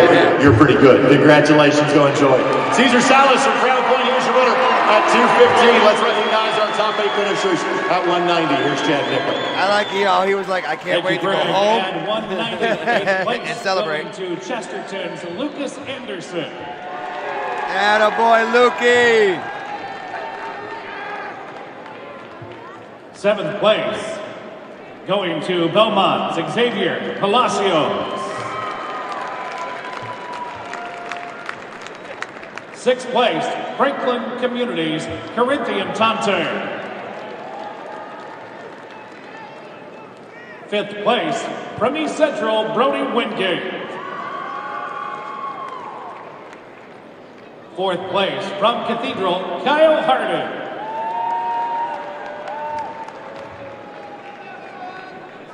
3rd place, from Columbus East, Colin McMahon. 2nd place, from Boonville, Sam Howard.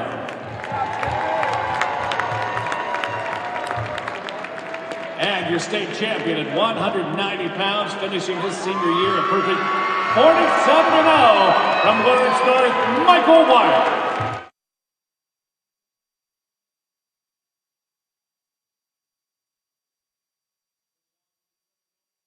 A record of 40-4 for New Prairie's James Hartleroad. And a record of 40-2 for Lowell's Cameron Hazlett. They've seen each other.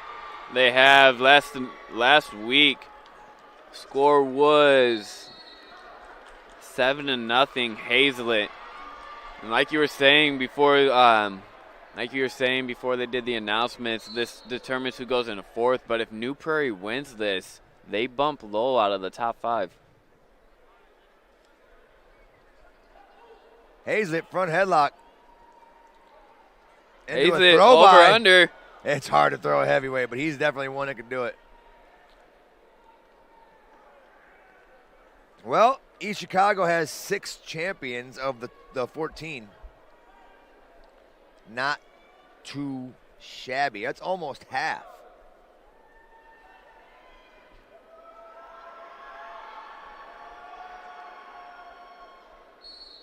Stalemate. Let's bring it back to the center.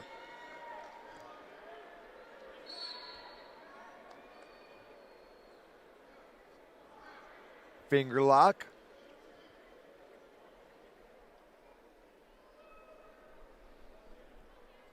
%.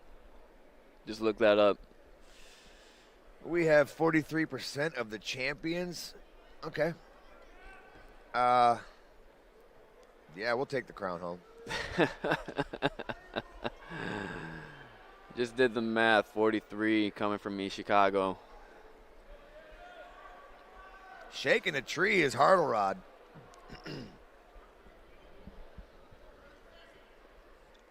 Shaking a tree again. 23 seconds left. Not a lot of points scored. That's stalling on red. Hartleroad. Second one of the day.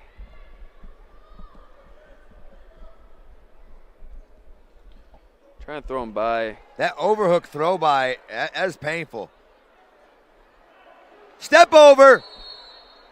Oh. They're going to say he was turning. I don't think they're going to get 3 off of that. They're not even going to bring it to the table. I wouldn't if I was Kevin. Nope. You can't afford it right now at team points. Take 3 from him. Just let Cameron take care of it.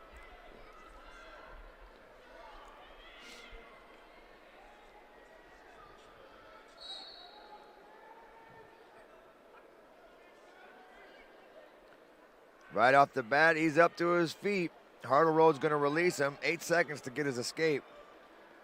Overhook on the left. Here's where Cameron's going to start working his offense. That overhook on the left.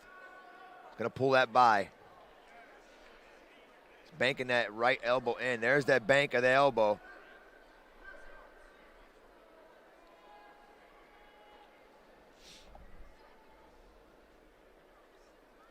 Ear to ear, using the head as leverage.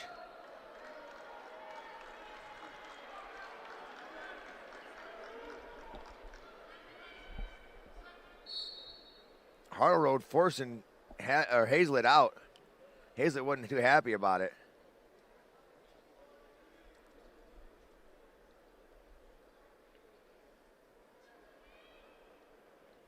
Good head control by Hartleroad. Both wrestlers do have a stall call on them. 1-0 Hazlett. Trip. He's going to get 3. That was so fast for a heavyweight, dude. Oh, my God. Looking for a wing pullback. This is it right here. And he gets it. Looking for the pin. Hartleroad fighting. He gets it. Hazlett two-peats. Hazlett two-peats. Backflip. And the split. I told you. Yeah! I told you. State champion from Lowell, Cameron, Hazlett.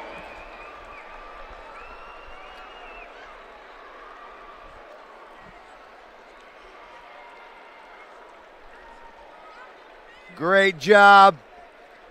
And did he hit him with a team point on that one? It don't matter if they did. They're getting 6 out of it, I believe. And now at this time, would please direct your attention to the awards podium. A little bit better on the backflip this year. He's going to throw up. He said, hold on. Give me a second, coach. Hold on, I'm a little excited right now. They put it up. Lowell moves into 4th. So that's going to be the final team scores right there. Center Grove, first place at 137. Second place, Brownsburg at 133.5. Third place, Crown Point, 86.5. Lowell, fourth place at 74.5. Delta, 71 at fifth place. New Prairie, 68 points at sixth place. Avon in seventh with 61.5. Eighth place, Columbus East, 48.5. Ninth place, Indianapolis Cathedral at 47.5. And in 10th place, Evansville Mater Dei, 40.5 points to round off the top 10. We've got our heavyweight champs coming up right now. They're going to get their, the 215s are going to get their fifth place opportunity, and then the heavyweights, and we're going to get an interview with Cam.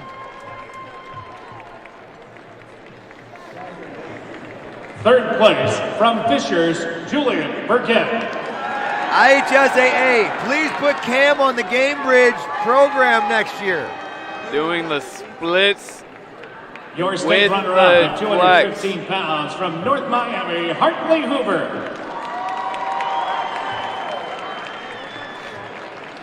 And finishing off his sophomore year, record of 39-2. Your state champion at 215 pounds from Crown Point, the Bulldogs, Caesar Salas.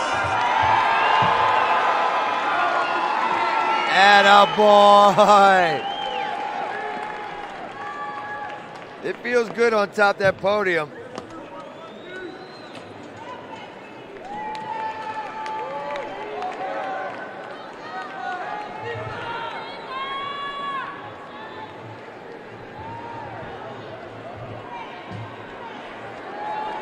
Cameron Hazlett was breaking down the move with me. Given the fact that he's a sophomore, has won heavyweight twice, he may know exactly how this process works for the next couple of years. They were just showing the highlight to the television audience. Tell me kind of what you saw, because that was a stalemate until you made one big move. What changed? Just that one big move. It was a stalemate, but I know my positioning. I know like that push and pull, and I know when to pull it. So that's why I went to that drag. and I got my 3, and then I already had the chicken wing, so I might as well just run in and see what it works. I'm sitting behind the corner, and I can see you smile as you're getting ready to line up that pin.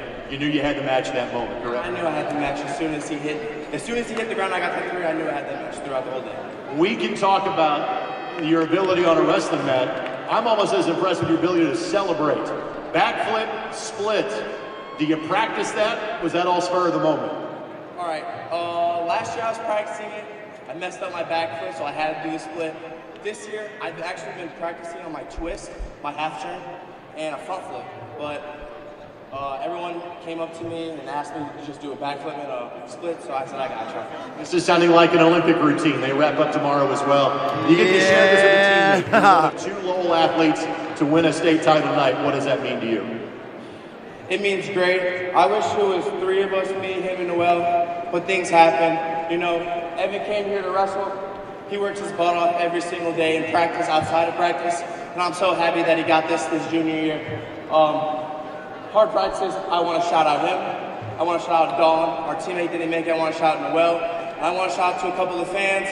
First one, most important one, I want to give to my brand new niece. Her name's Blakely. That wins for her, actually. I want to shout out Coach Avalon, Kaden, Uran, Logan, Shawnee. I want to say thank you to my coach Kevin, my coach English, and my coach Tyler. They've been my corner since day one. And thank you guys for watching me. Hopefully we'll see you again next year. We'll let you head that way to get that blue medal. Best of luck, young man. Cameron Hanslet representing 285, winning for a 2nd year in a row for Lowell. How awesome is that?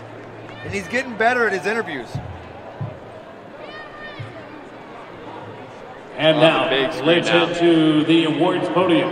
All right. For our 285-pounders in 8th place from Columbus East, Hank Redmond. Heavyweights getting their due diligence here. 7th place from Terre Haute North, Griffin Osborne. Yeah.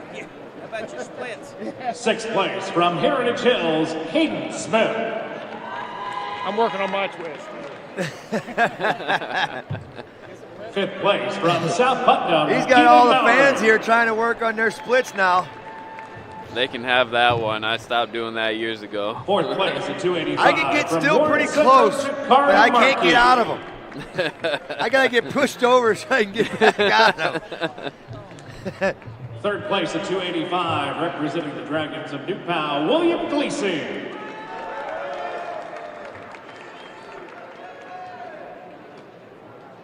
Your state runner-up at 285, from New Prairie, James Hurdleroad. All right.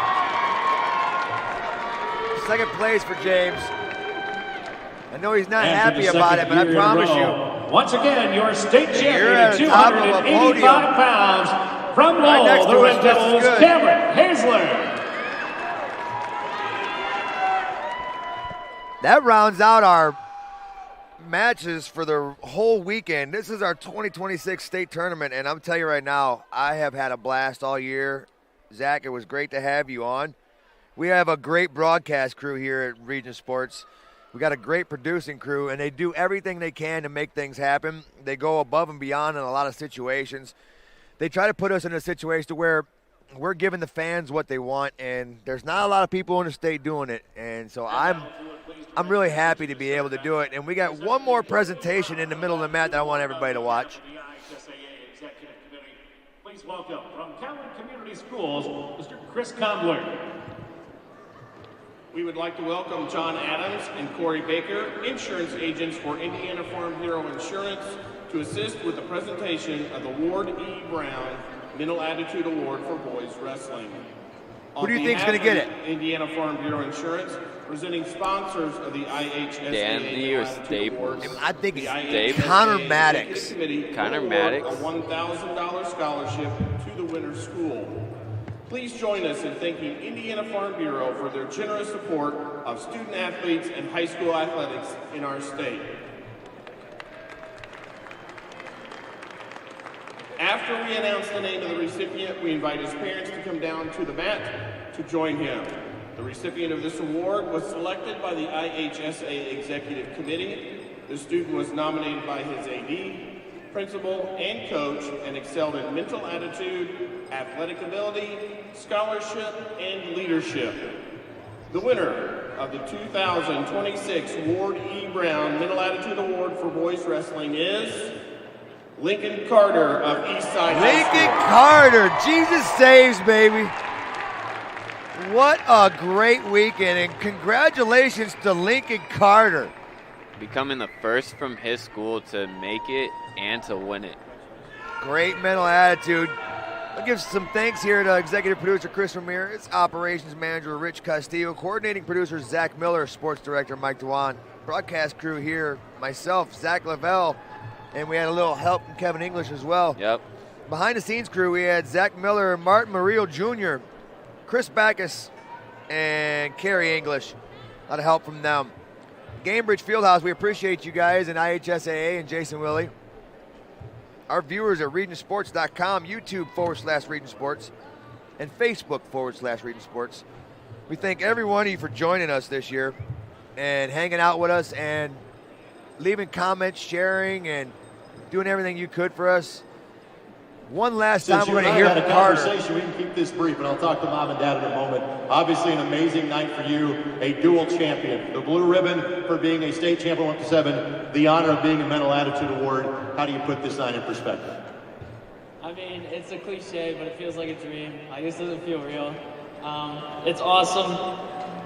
I give all the glory to God and the people He's placed around me and the community. They built me into the person I am today, and my teammates, my coaches, and my family, most importantly. They've made me who I am. I know that you want to wrestle past high school. Have you figured out where college is going to be for you just yet?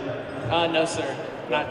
Any team and any university will be lucky to have you. Lincoln, congratulations. Yes. Joined by Mom and Dad, Tim and Aaron.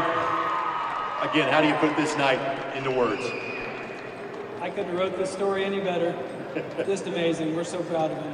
Aaron, I know you're very proud of him, and wrestling just happens to be a part of that. What's it like having a son that is seemingly doing well on the mat and doing equally well, if not better, in life? He's a great kid. He's very humble. He is always there to help whoever needs help, and we're just really proud of him. Like you just offered a hug to a guy that was a runner-up in a higher weight class. That kind of describes the moment perfectly. Job well done, Mom and Dad. Thank you very much. Lincoln, congratulations. Ladies and gentlemen, Lincoln Carter, Mental Attitude Award winner. Attaboy, Link. Eastside High's finest. Great job by him today. Great job by you guys as well. Thank you for joining us all year, and it's been a good one. We're looking forward to having you guys with us next year. If you would like to commentate, you can reach out to myself or Chris Ramirez or Region Sports. Just shoot us a message. If you'd like to try this and maybe get an opportunity to commentate with us and add to the family, we'd appreciate that. We also appreciate if you have any ideas about becoming a referee. Now is the time. We need as many as we can get. Some of these guys are getting old, and they're going to stop repping here soon.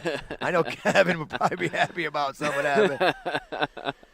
Either way, we've got some really good wrestlers out there limping around. Brownsburg with their championship, or second place, that is. Center Grove, first place. But, guys, we appreciate you joining us. Zach, good job. Zach, good job. Martin, good job. Danny, good job. Well, thank you very much, and we'll see you guys next year. And make sure you stay tuned to everything Region Sports, and we'll catch you next year where the Region comes to wrestle.